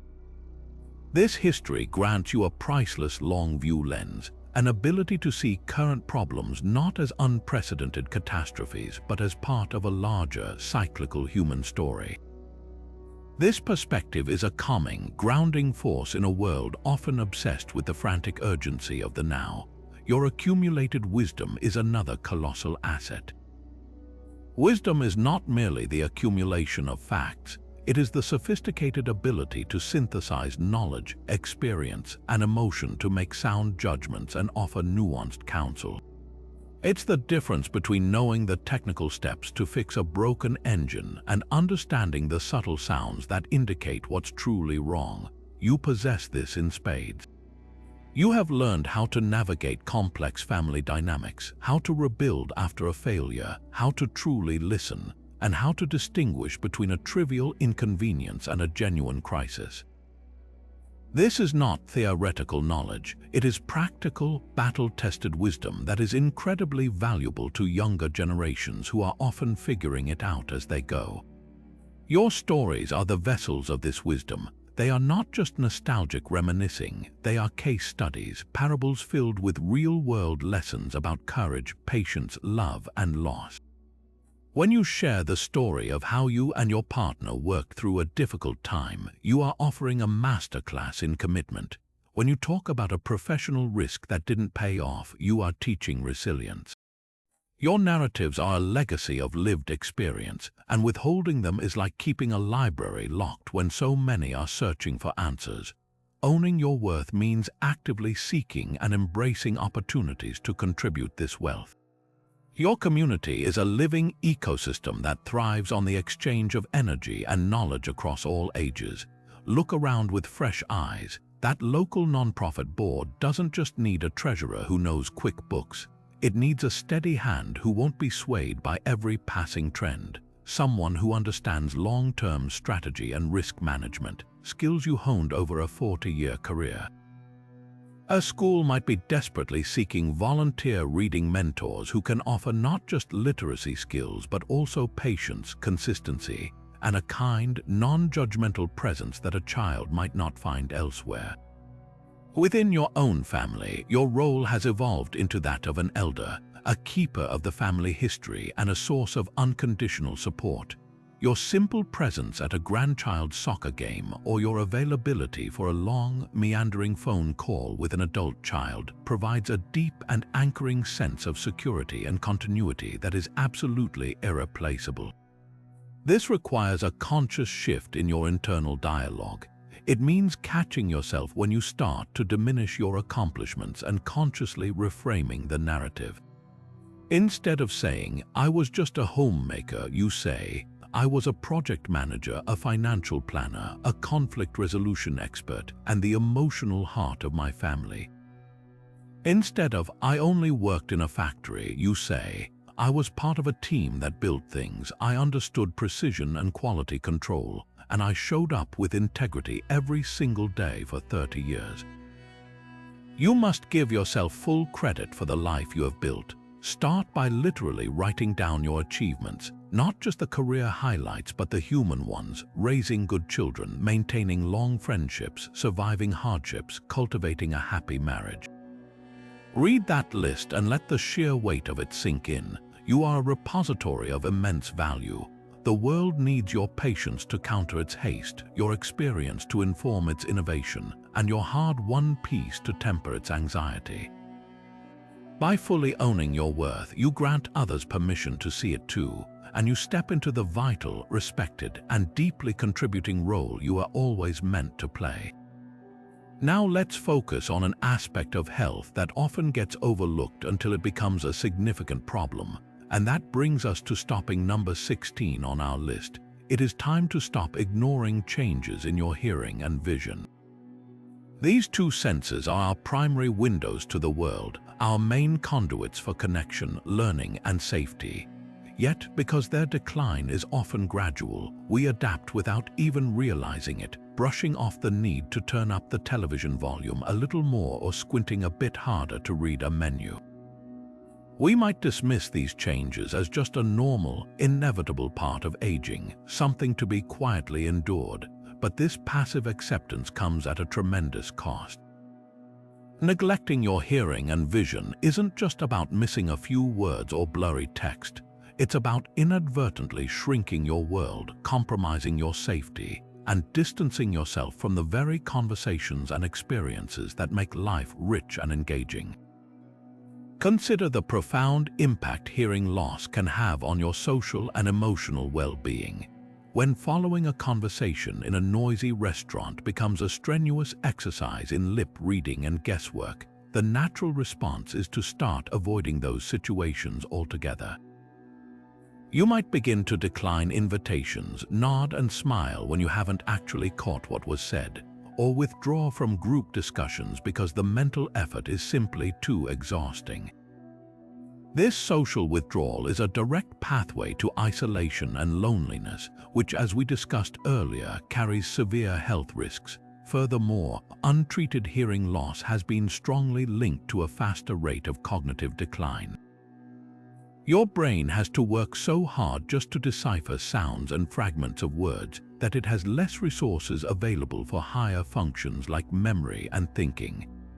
It's a constant state of cognitive overload. The beautiful news is that this is largely preventable. Modern hearing aids are technological marvels, discreet, comfortable, and incredibly sophisticated. They can connect wirelessly to your phone or television, filter out background noise to focus on speech, and be fine-tuned by an audiologist to match your specific hearing profile. Getting your hearing tested and using the appropriate aids isn't a sign of frailty. It's a powerful act of staying engaged, protecting your brain, and preserving your place in the vibrant flow of life. Your vision is equally critical, and its decline poses immediate and serious safety risks. Driving becomes more hazardous as your depth perception, night vision, and ability to see clearly in low-light conditions can diminish. Navigating your own home, especially at night, can become a minefield of potential falls if you can't clearly see the edge of a step or an object left on the floor. A fall for someone over 60 can have life-altering consequences, from broken hips to head injuries, often leading to a devastating loss of independence.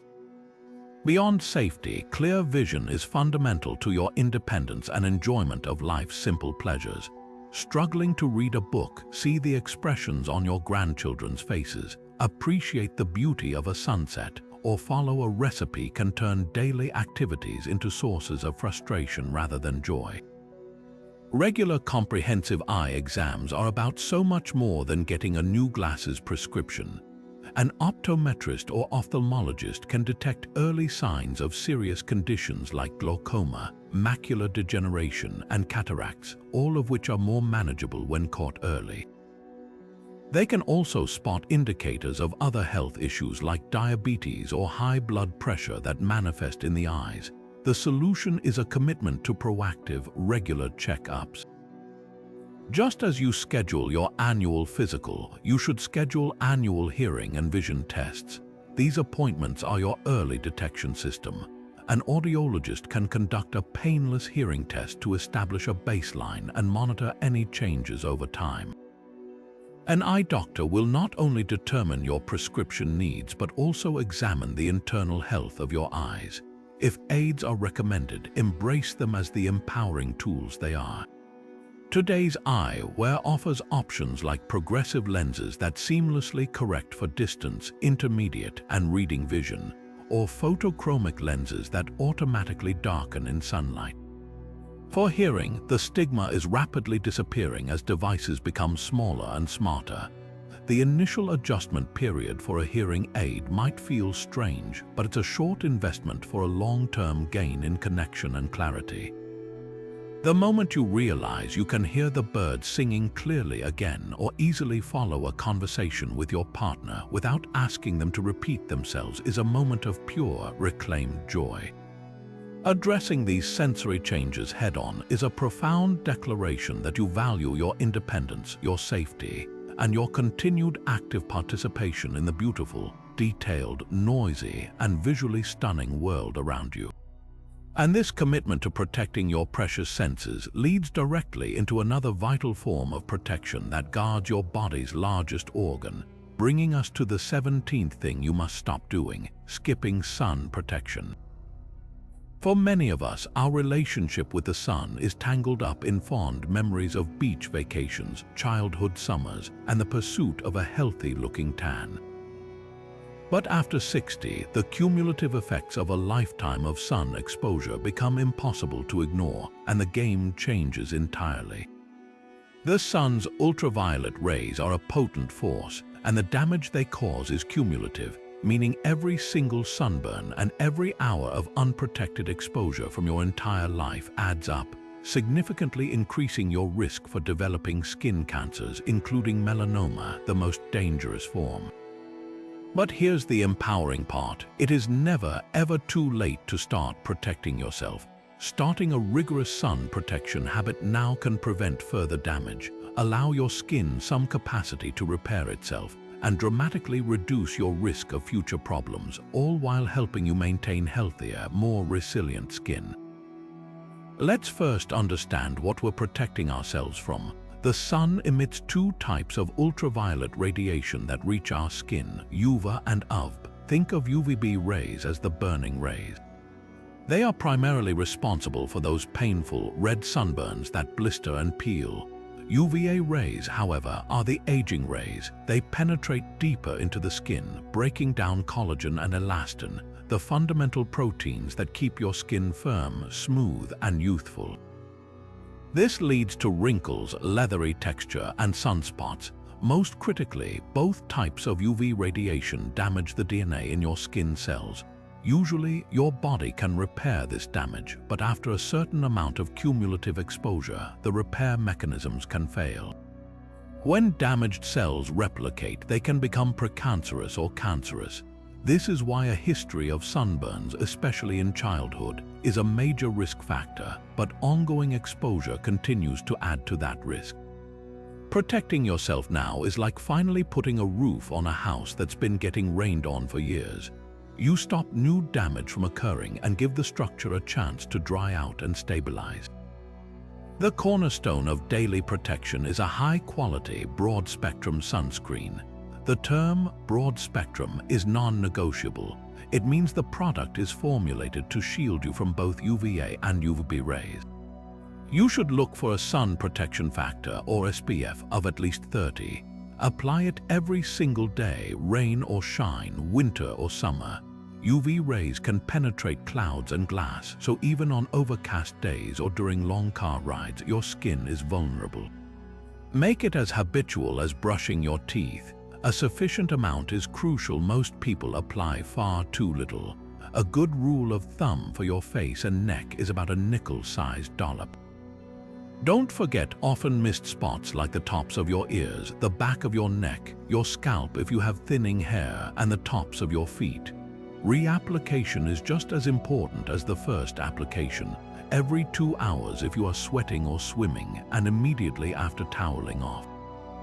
This might seem like a chore, but framing it as a non-negotiable part of your health routine, just like taking your daily vitamins, makes it a simple act of self-care. Sunscreen is your first line of defense, but it should never be your only line. This is where protective clothing and accessories become powerful allies. A wide-brimmed hat is one of the most effective pieces of gear you can own. While a baseball cap protects your forehead and nose, it leaves your ears, neck, and cheeks exposed. A hat with a full 3 to 4 inch brim all the way around provides glorious shade for your entire face, neck, and even your shoulders. Investing in sun protective clothing, which has an ultraviolet protection factor or UPF rating woven directly into the fabric, is a fantastic idea for long days spent gardening, golfing, or walking. These garments are lightweight, breathable, and often more reliable and longer lasting than sunscreen alone. Don't underestimate the power of simple, smart timing. The sun's rays are most intense between 10 in the morning and 4 in the afternoon. Planning your outdoor activities for the early morning or later afternoon hours allows you to enjoy the fresh air and sunshine while significantly reducing your exposure to the most harmful radiation. Finally, make a monthly skin self-examination a non-negotiable ritual. This is where you become the expert on your own body. After a shower, in a well-lit room with a full-length mirror, methodically check your skin from head to toe. Use a hand mirror for hard-to-see areas like your back and the backs of your legs. You are looking for any new growths, moles that are changing in size, color, or shape, or sores that do not seem to heal. Remember the Abde rule as a guide. Asymmetry, one half of the mole doesn't match the other, border irregularity, color that is not uniform, diameter larger than a pencil eraser, and evolving size, shape, or color. Any spot that worries you warrants a prompt call to your dermatologist. An annual professional skin check by a dermatologist is also a wise investment in your health. They are trained to spot subtleties that the untrained eye might miss. This proactive vigilance transforms you from a passive recipient of potential damage into an active guardian of your own health, ensuring that any issues are caught at their earliest, most treatable stage. Embracing sun protection is a profound act of respect for the skin you're in, preserving not only its health but also its natural beauty, allowing you to age with the grace and confidence that comes from knowing you are doing everything you can to safeguard your well-being. All of this proactive care for your body and your social life brings us to a cornerstone of a truly fulfilling retirement, the 18th thing you must stop doing: neglecting your emotional health. We've spent considerable time discussing the physical pillars of well-being, from nutrition to exercise to sleep, but to ignore your mental and emotional landscape would be like meticulously maintaining a beautiful car and then never taking it out for a drive because you're afraid of the road. Your emotional health is the driver of your entire retirement experience. It dictates how you interpret each day, how you navigate challenges, and how deeply you are able to savor joy.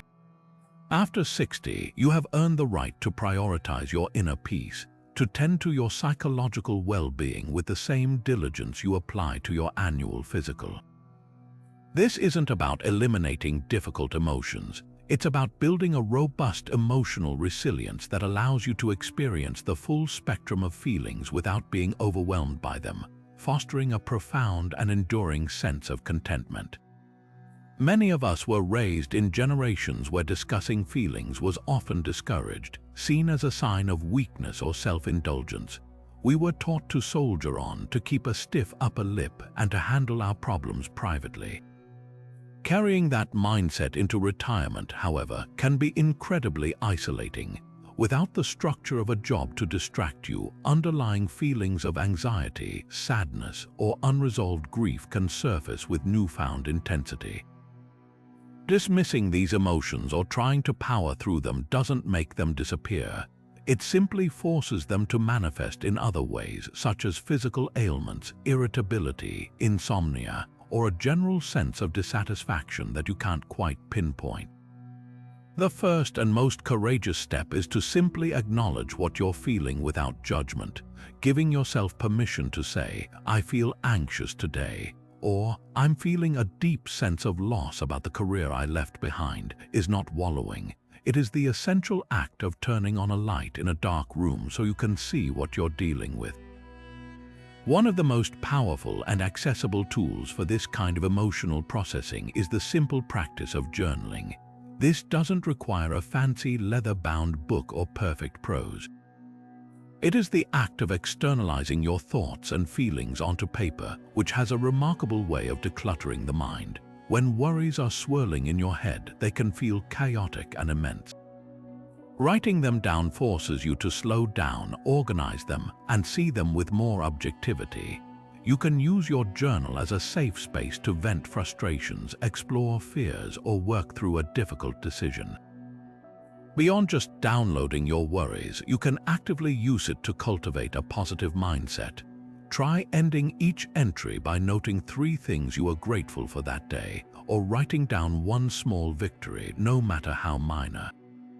This practice actively trains your brain to scan for the good, gradually shifting your baseline focus from what's wrong to what's right, building a foundation of gratitude that can support you through tougher times.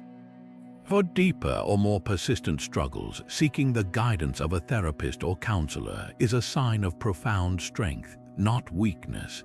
Think of a therapist not as someone who fixes broken people, but as a highly trained emotional personal trainer.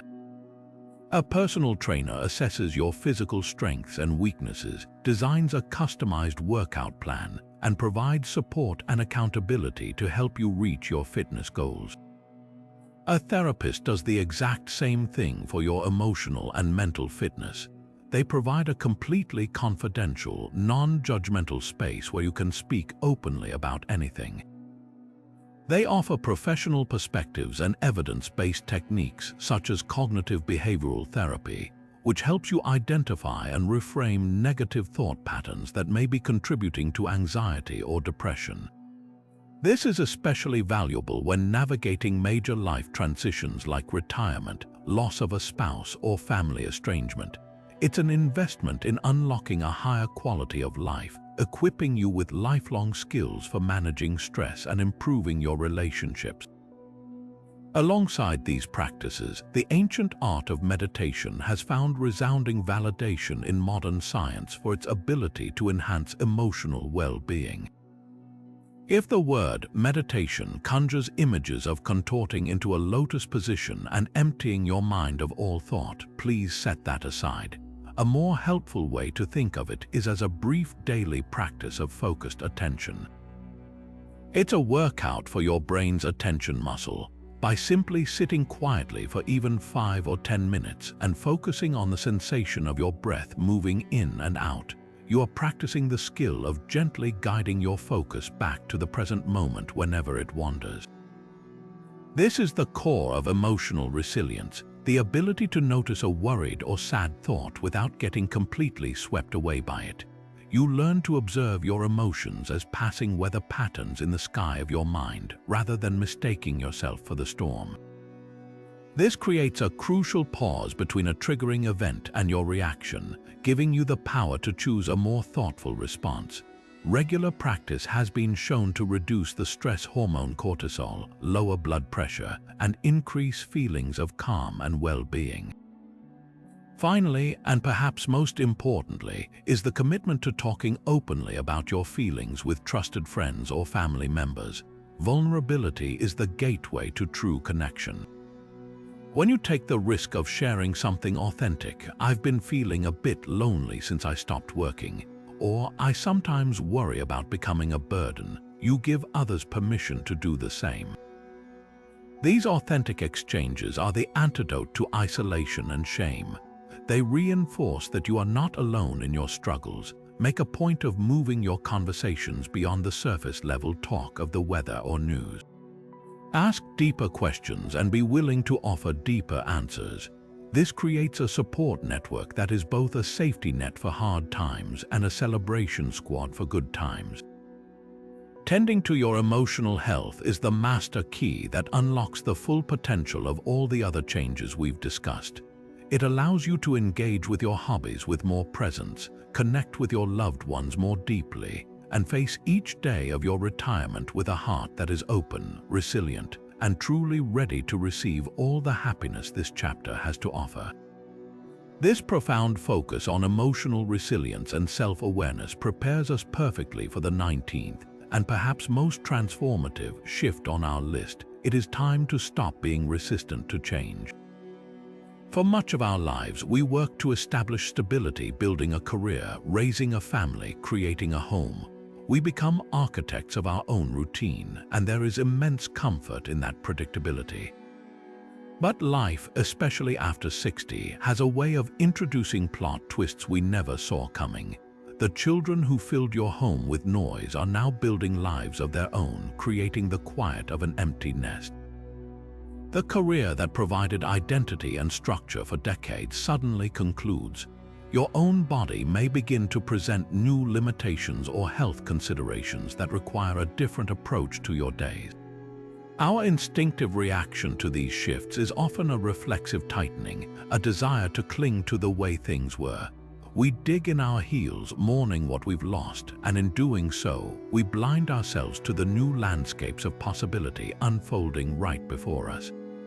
This resistance to change is a battle against the inevitable current of life itself, and it is a battle we are guaranteed to lose, exhausting ourselves in the process while the river flows on regardless. The key to not just surviving but thriving in this new chapter is a fundamental shift in perspective. We must learn to see change not as a series of losses to be endured, but as a natural and necessary sequence of opportunities for reinvention and growth. Think of a mighty oak tree. It does not resist the changing seasons, it embraces them. In the spring, it bursts forth with new leaves. In the summer, it provides deep shade. In the autumn, it spectacularly releases what is no longer needed. And in the winter, it stands quiet and resilient, gathering strength for the next cycle. Each season has its purpose and its unique beauty. Your life is moving into a new season, and it holds a different but no less valuable kind of beauty.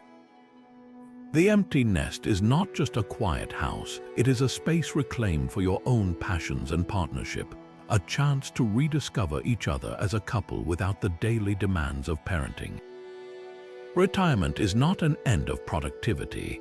It is the glorious exchange of having to work for the freedom to choose what you work on, whether that's a hobby, a volunteer cause, or a long-neglected project. Even changes in health can be reframed.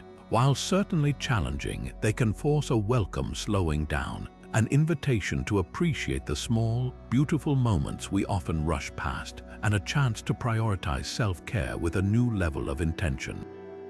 Cultivating this flexible, adaptive mindset is a skill that can be actively developed, and it begins with the practice of mindfulness. Mindfulness is the simple act of paying attention to the present moment without judgment. When you find yourself feeling anxious or sad about a change, perhaps a friend moving away or the need to give up a beloved but physically demanding activity instead of getting lost in stories about how things should be, gently bring your focus to your immediate senses. Notice the feeling of your feet on the floor, the sound of the air, the taste of your coffee. This simple act grounds you in the reality of now, which is almost certainly manageable, and it creates a crucial pause between the trigger of change and your reaction to it. In that space, you can choose your response. You can choose curiosity over fear. Instead of asking, "Why is this happening to me?" try asking, "What is this new situation trying to teach me?" Or, "How can I adapt to make the best of this?" This shifts your brain from a helpless, passive mode into an active, problem-solving mode, which is inherently more empowering and optimistic. Another powerful strategy is to consciously seek out examples of others who have not just adapted to change but have been transformed by it in their later years. Look at the artist who didn't pick up a paintbrush until she was 70 and now finds immense joy and community in her art classes. Read about the retiree who, after a health scare, took up swimming and discovered a new social circle at the local pool and a profound sense of physical accomplishment. These aren't extraordinary superhumans. They are people just like you who made a conscious choice to lean into their new reality rather than fight against it. Their stories serve as living proof that reinvention is not only possible but can lead to some of the most fulfilling chapters of your life. your own history is likely filled with evidence of your resilience. Reflect on the major changes you have already navigated: career shifts, moves, relationship evolutions, past losses. You have a proven track record of adapting and overcoming. You have been flexible before, and you absolutely can be again. Trust in that proven strength. Ultimately, embracing change is about reclaiming your narrative. It is about deciding that you are the author of your story, not a victim of your circumstances. A change, even an unwelcome one, is simply a new plot point. It is up to you to decide what happens next. Will the character of you retreat into the past, or will they bravely step into a new adventure? This doesn't mean you won't feel a sense of loss or nostalgia for what was. Those feelings are natural and valid. But you can acknowledge them, honor them, and then consciously choose to also direct your energy toward building what will be. Start small if you need to. If driving at night has become difficult, instead of lamenting the loss of freedom, explore the new world of ride-sharing apps or plan daytime outings with friends. If a traditional garden is too much physical work, discover the joys of container gardening on a patio or a windowsill herb garden. Each small, successful adaptation builds your confidence for the larger ones, proving to yourself that you are capable, resourceful, and endlessly creative. By releasing your resistance and choosing flexibility, you open the door to a retirement that is dynamic, interesting, and full of surprising new beginnings, ensuring that your story continues to be one of growth, discovery, and vibrant engagement with whatever life brings your way. Now, let's focus on a financial habit that can quietly drain your retirement savings without you even realizing it, which brings us to the 20th thing you must stop doing: overspending on unnecessary things. This isn't about adopting a life of extreme frugality or denying yourself every pleasure. It's about moving from a mindset of unconscious consumption to one of mindful, intentional spending. For decades, your spending patterns may have been shaped by a regular paycheck, the needs of a growing family, and perhaps the social pressures of keeping up with a certain lifestyle. But retirement marks a fundamental shift from wealth accumulation to wealth distribution. Your savings are a finite reservoir, not an endless river, and every dollar spent without purpose is a dollar that can't be used to fund your future security, your passions, or your peace of mind. Mindful spending is the practice of aligning your financial outflows with your deepest values, ensuring that your money is actively working to build the life you truly want to live, rather than simply disappearing into the void of daily distractions and forgotten purchases. The cornerstone of this new approach is mastering the critical distinction between a genuine need and a passing want. Needs are the essentials required for your health, safety, and basic well-being: nutritious food, secure housing, utilities, healthcare, and reliable transportation. Wants, on the other hand, are everything else: the desires that enhance our lives but are not essential for survival. The challenge isn't in knowing the difference intellectually. It's in applying that knowledge in the moment, especially when clever marketing, emotional triggers, and deeply ingrained habits are pushing you toward a purchase. Before any non-essential spending, institute a mandatory pause. Ask yourself a simple but powerful set of questions. Will this purchase add lasting value to my life, or is it just a temporary thrill? How many hours of my life savings did I have to work to earn this money, and is this item worth that exchange? Do I already own something that serves the same purpose?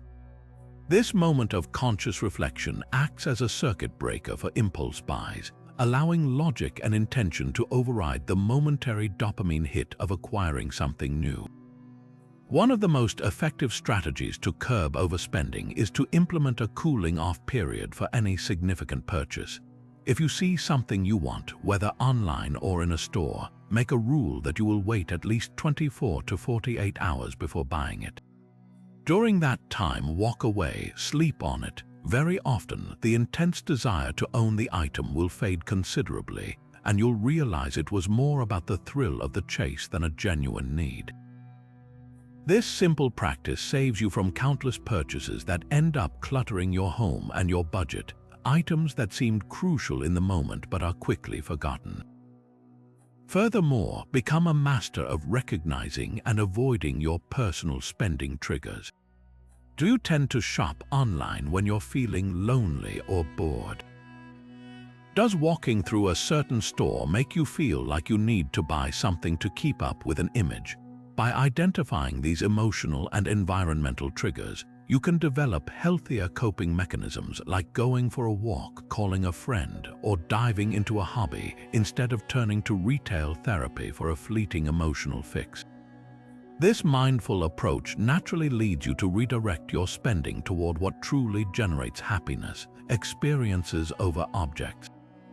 A vast body of research in positive psychology confirms that spending money on experiences like a trip to see a national park, tickets to a concert with a friend, or a cooking class you take with your partner provides far more lasting satisfaction than spending the same amount on material goods. A new gadget becomes familiar and loses its luster within weeks, but the memory of a shared adventure, the skills you learned, or the beauty you witnessed continues to provide positive emotional dividends for years. These experiences become part of your life story, enriching your relationships and creating a treasure trove of happy memories to look back on. This isn't to say you should never buy anything nice for yourself, but rather to encourage you to scrutinize each potential purchase and ask if the money might be better spent on creating a meaningful memory instead. Finally, this entire philosophy culminates in the powerful act of creating a values-based spending plan. This goes beyond a traditional budget, which can often feel restrictive and punitive. Instead of starting with your expenses, start with your values. What is most important to you in this chapter of life? Is it your health, your family? Continuous learning, financial security for the future, travel and adventure. Once you have a clear list of your top 3 to 5 core values, you can audit your spending to see if your money is actually flowing toward those priorities.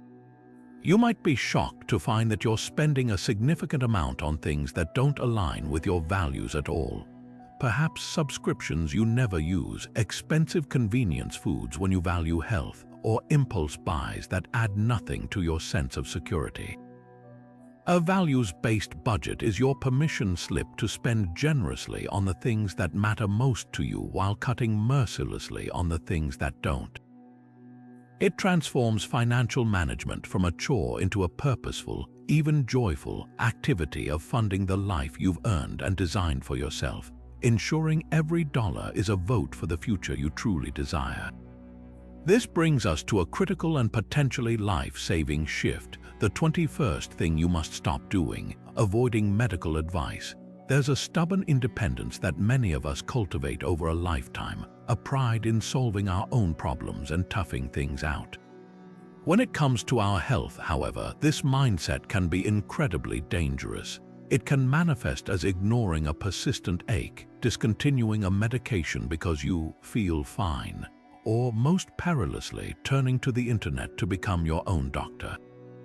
While it's wise to be an informed and engaged participant in your healthcare, there is a vast and dangerous chasm between being informed and self-diagnosing. Dr. Google is not board certified, and those search results can lead you down a rabbit hole of worst-case scenarios that induce panic or, conversely, provide false reassurance for a symptom that genuinely needs professional attention. Your body is a complex, interconnected system, and interpreting its signals requires years of specialized training and clinical experience expertise that you have spent a lifetime building a relationship with for exactly this moment. Ignoring symptoms or delaying a doctor's visit is essentially gambling with your most valuable asset. That subtle shortness of breath you've been attributing to just getting older could be an early sign of a heart condition. The persistent heartburn you're constantly self-medicating with antacids might be masking something more serious. Our bodies have a remarkable way of sending us whispers before they start to scream, and learning to listen to those whispers and act on them is one of the most important skills you can develop now. Dismissing a change in your health as inevitable aging can mean missing a crucial window for early intervention when many conditions are most treatable and manageable.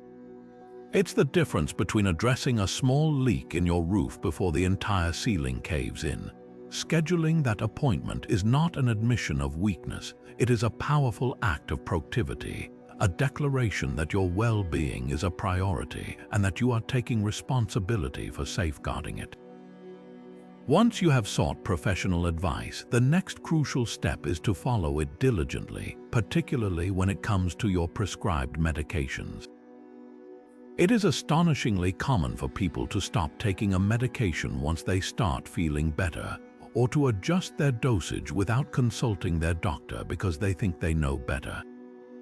This is like turning off the smoke alarm because the noise is annoying while the fire is still smoldering in the walls. Medications for chronic conditions like high blood pressure or high cholesterol are often preventative. You feel fine because the medication is doing its job, not because you no longer need it. Stopping abruptly can lead to a dangerous rebound effect, sending your numbers skyrocketing and significantly increasing your risk for a heart attack or stroke. If you are experiencing side effects that are diminishing your quality of life, the answer is not to silently suffer or quit, it's to call your doctor. There are almost always alternative medications or dosage adjustments that can alleviate the side effects while still effectively managing your condition. Your pharmacist is also an invaluable and underutilized resource. They can provide clear guidance on how and when to take your medications, potential interactions, and strategies for managing side effects.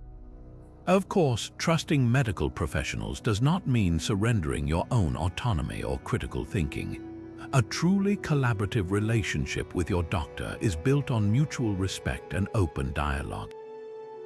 This is where the importance of seeking a second opinion comes into play, especially when facing a significant diagnosis or a recommendation for a major procedure. A second opinion is not an insult to your first doctor. It is a standard, respected practice in medicine.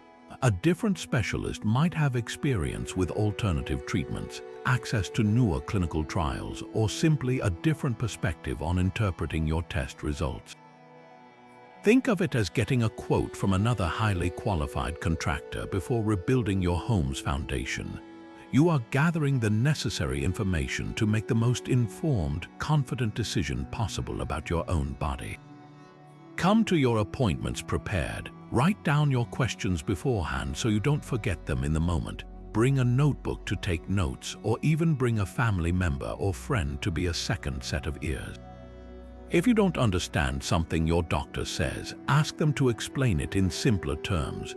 You are the CEO of your health, and your doctors are your highly specialized advisory team. Their job is to provide you with the best possible options and information, and your job is to make the final decisions that align with your values and goals. Ultimately, overcoming the avoidance of medical advice is about shifting from a passive to an active role in your health journey.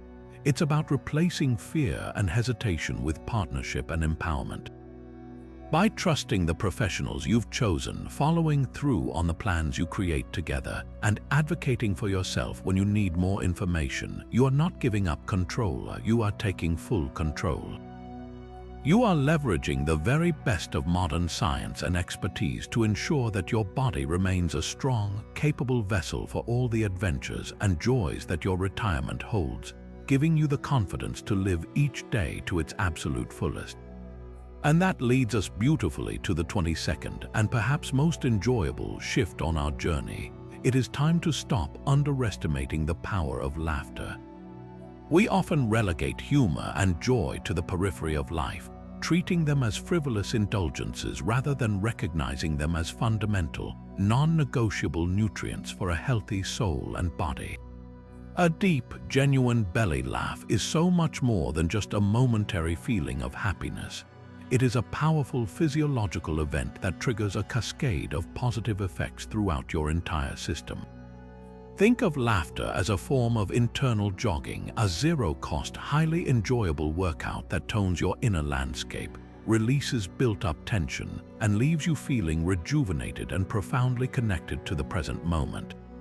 In a world that can often feel heavy, especially with the weight of past years and future concerns, consciously choosing laughter is a radical act of self-care and a declaration that your spirit remains indefatigably young.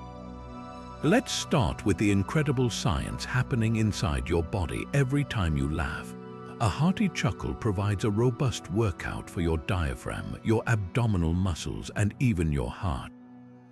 It increases your heart rate and oxygen consumption, providing a brief burst of cardiovascular exercise that gets your blood pumping. As you laugh, your body releases a flood of endorphins, those magnificent neurochemicals that are your brain's natural painkillers and mood elevators. This endorphin rush can alleviate physical discomfort and create a feeling of euphoria that can last long after the laughter has subsided. Concurrently, laughter actively reduces the level of stress hormones like cortisol coursing through your bloodstream. Chronically elevated cortisol is linked to a suppressed immune system, higher blood pressure, and increased inflammation. By lowering cortisol, laughter effectively tells your body's stress response to stand down, switching from a state of high alert to one of relaxation and safety. This isn't just a fleeting feeling, it's a measurable shift in your body's chemistry that contributes directly to your long-term health. This biochemical shift has a profound impact on your immune system. Research has shown that laughter can actually boost the production of antibodies and activate vital immune cells like T cells and natural killer cells. These are the specialized troops in your body's defense army, the ones responsible for seeking out and destroying infected cells and fighting off pathogens. It's as if a good laugh sounds a general alarm that mobilizes your internal defenses, making you more resilient to colds, infections, and other illnesses. Furthermore, the act of laughing increases the production of nitric oxide, a molecule that helps to relax blood vessels, improve blood flow, and reduce blood pressure. The physical act of laughter, followed by a state of deep relaxation, is a powerful 1-2 punch for your cardiovascular health. It's a truly remarkable concept that something as simple as watching a hilarious movie or sharing a funny story with a friend can fortify your body's ability to fight disease and protect your heart. Beyond the impressive internal benefits, laughter is one of the most powerful social glues we possess. A shared laugh is an instant connector, breaking down barriers and forging bonds of intimacy and trust. It's almost impossible to share a genuine, spontaneous laugh with someone and still feel distant from them. In the context of retirement, when social networks can sometimes shrink, this bonding power is invaluable.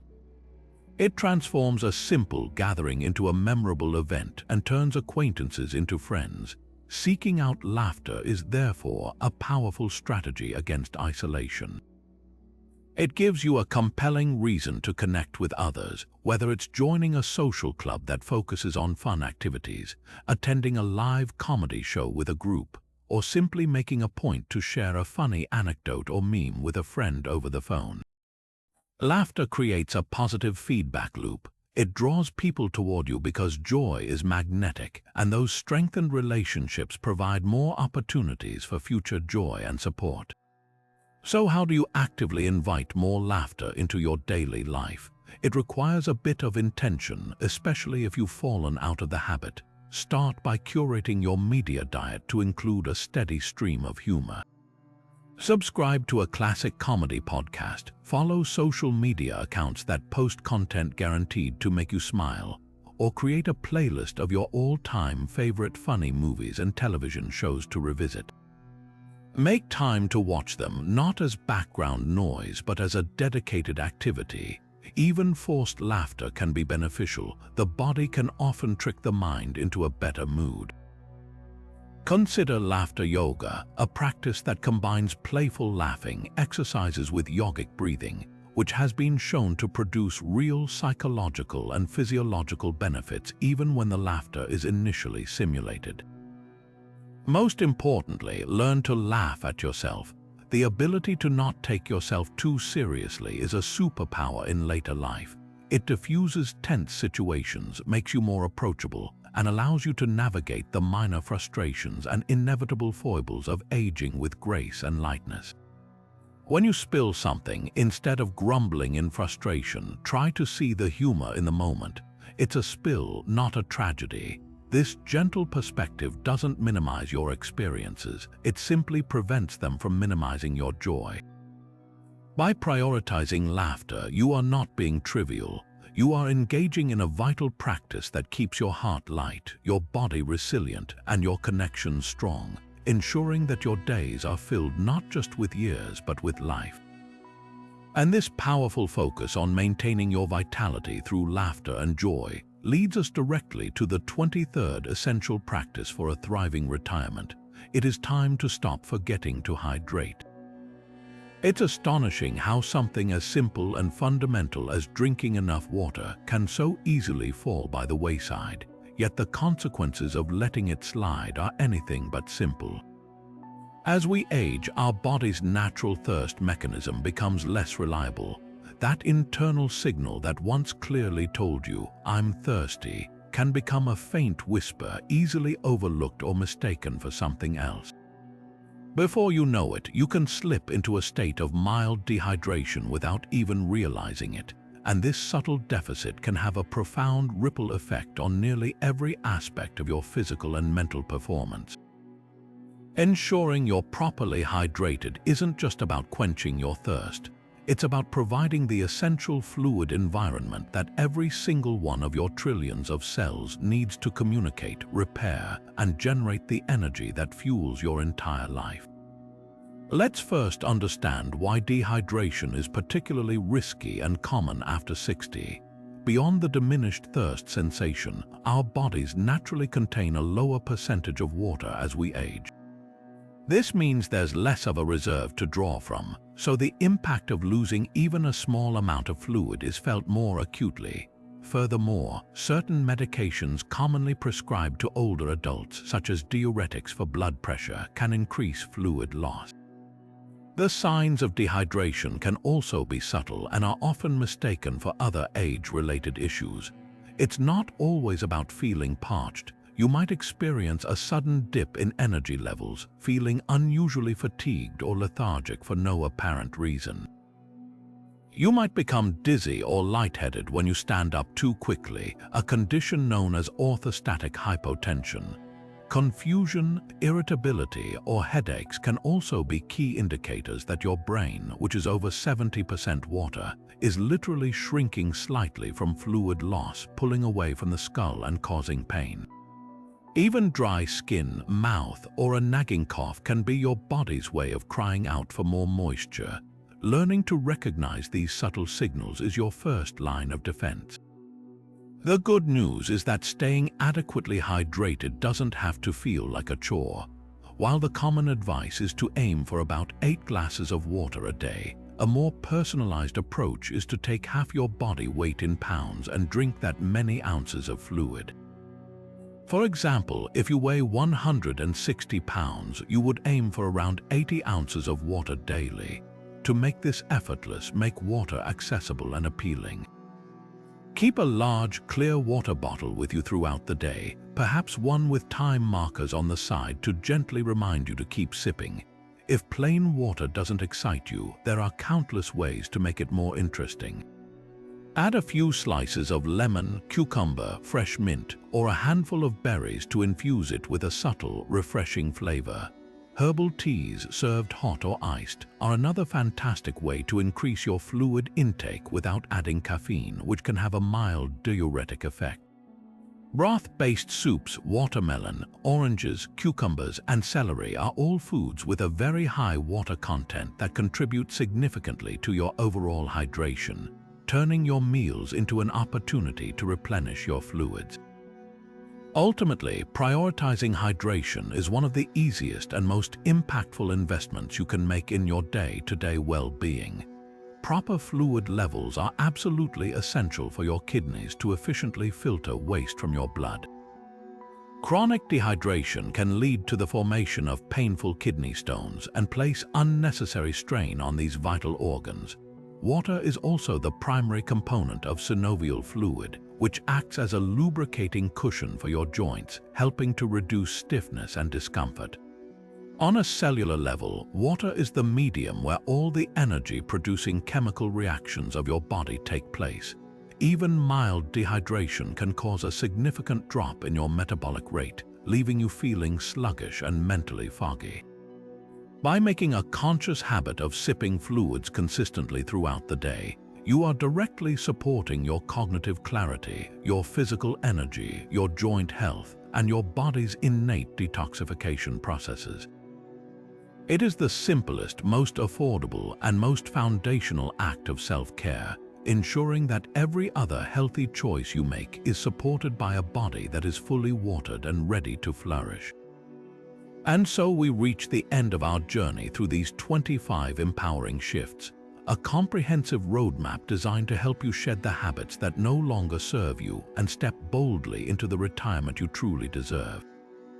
We've traveled from the foundational importance of your physical health, prioritizing checkups, nutrition, movement, and sleep, to the vitality of your mind, urging you to challenge your brain and embrace new technology.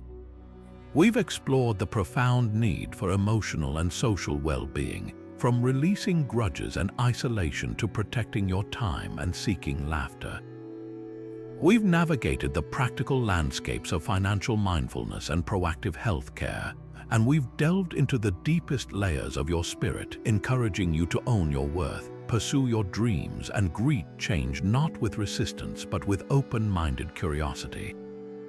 Each of these points is a key, and together they unlock a door to a life not defined by age but enriched by experience, a life of vibrant health, genuine happiness, and deep, meaningful purpose. Remember, this is not a rigid checklist to be conquered in a week. That would be overwhelming and entirely contrary to the peaceful, intentional life we're building together. This is a compass, not a strict itinerary. The most powerful approach is to start with just one thing. Look back over these 25 points and see which one resonates most deeply with you right now. Perhaps it's the simple act of carrying a water bottle with you today to improve your hydration. Maybe it's the courageous decision to finally schedule that hearing test you've been putting off.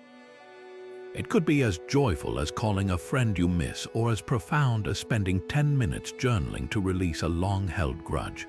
One small, focused change creates a ripple effect. The confidence you gain from that single victory will naturally propel you toward the next, building momentum and making each subsequent shift feel more accessible and natural. This is your time. You have spent decades building a life for others, meeting obligations and fulfilling responsibilities. This chapter is your reward, a blank canvas upon which you get to paint your masterpiece.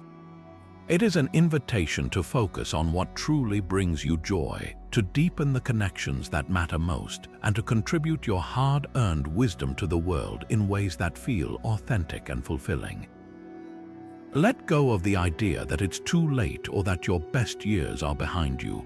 Your perspective, your resilience, and your capacity for love and growth are greater now than they have ever been. You have the unique opportunity to design your days around your passions, your values, and your well-being. We are so grateful you joined us for this exploration. If you found this guide helpful, please consider subscribing to the channel and hitting the notification bell. We are dedicated to creating more content like this to support you on your journey, offering insights, inspiration, and practical tips for living your best life at every age. But most importantly, we want to hear from you. Your experiences are invaluable. Share your progress in the comments below. Which of these 25 shifts are you most excited to embrace? What is one small step you're committing to take this week? Your story could be the very thing that inspires someone else to take their first step toward a happier, healthier retirement. This isn't a farewell, it's a continuation of the conversation. Here's to your health, your happiness, and the incredible adventure that awaits.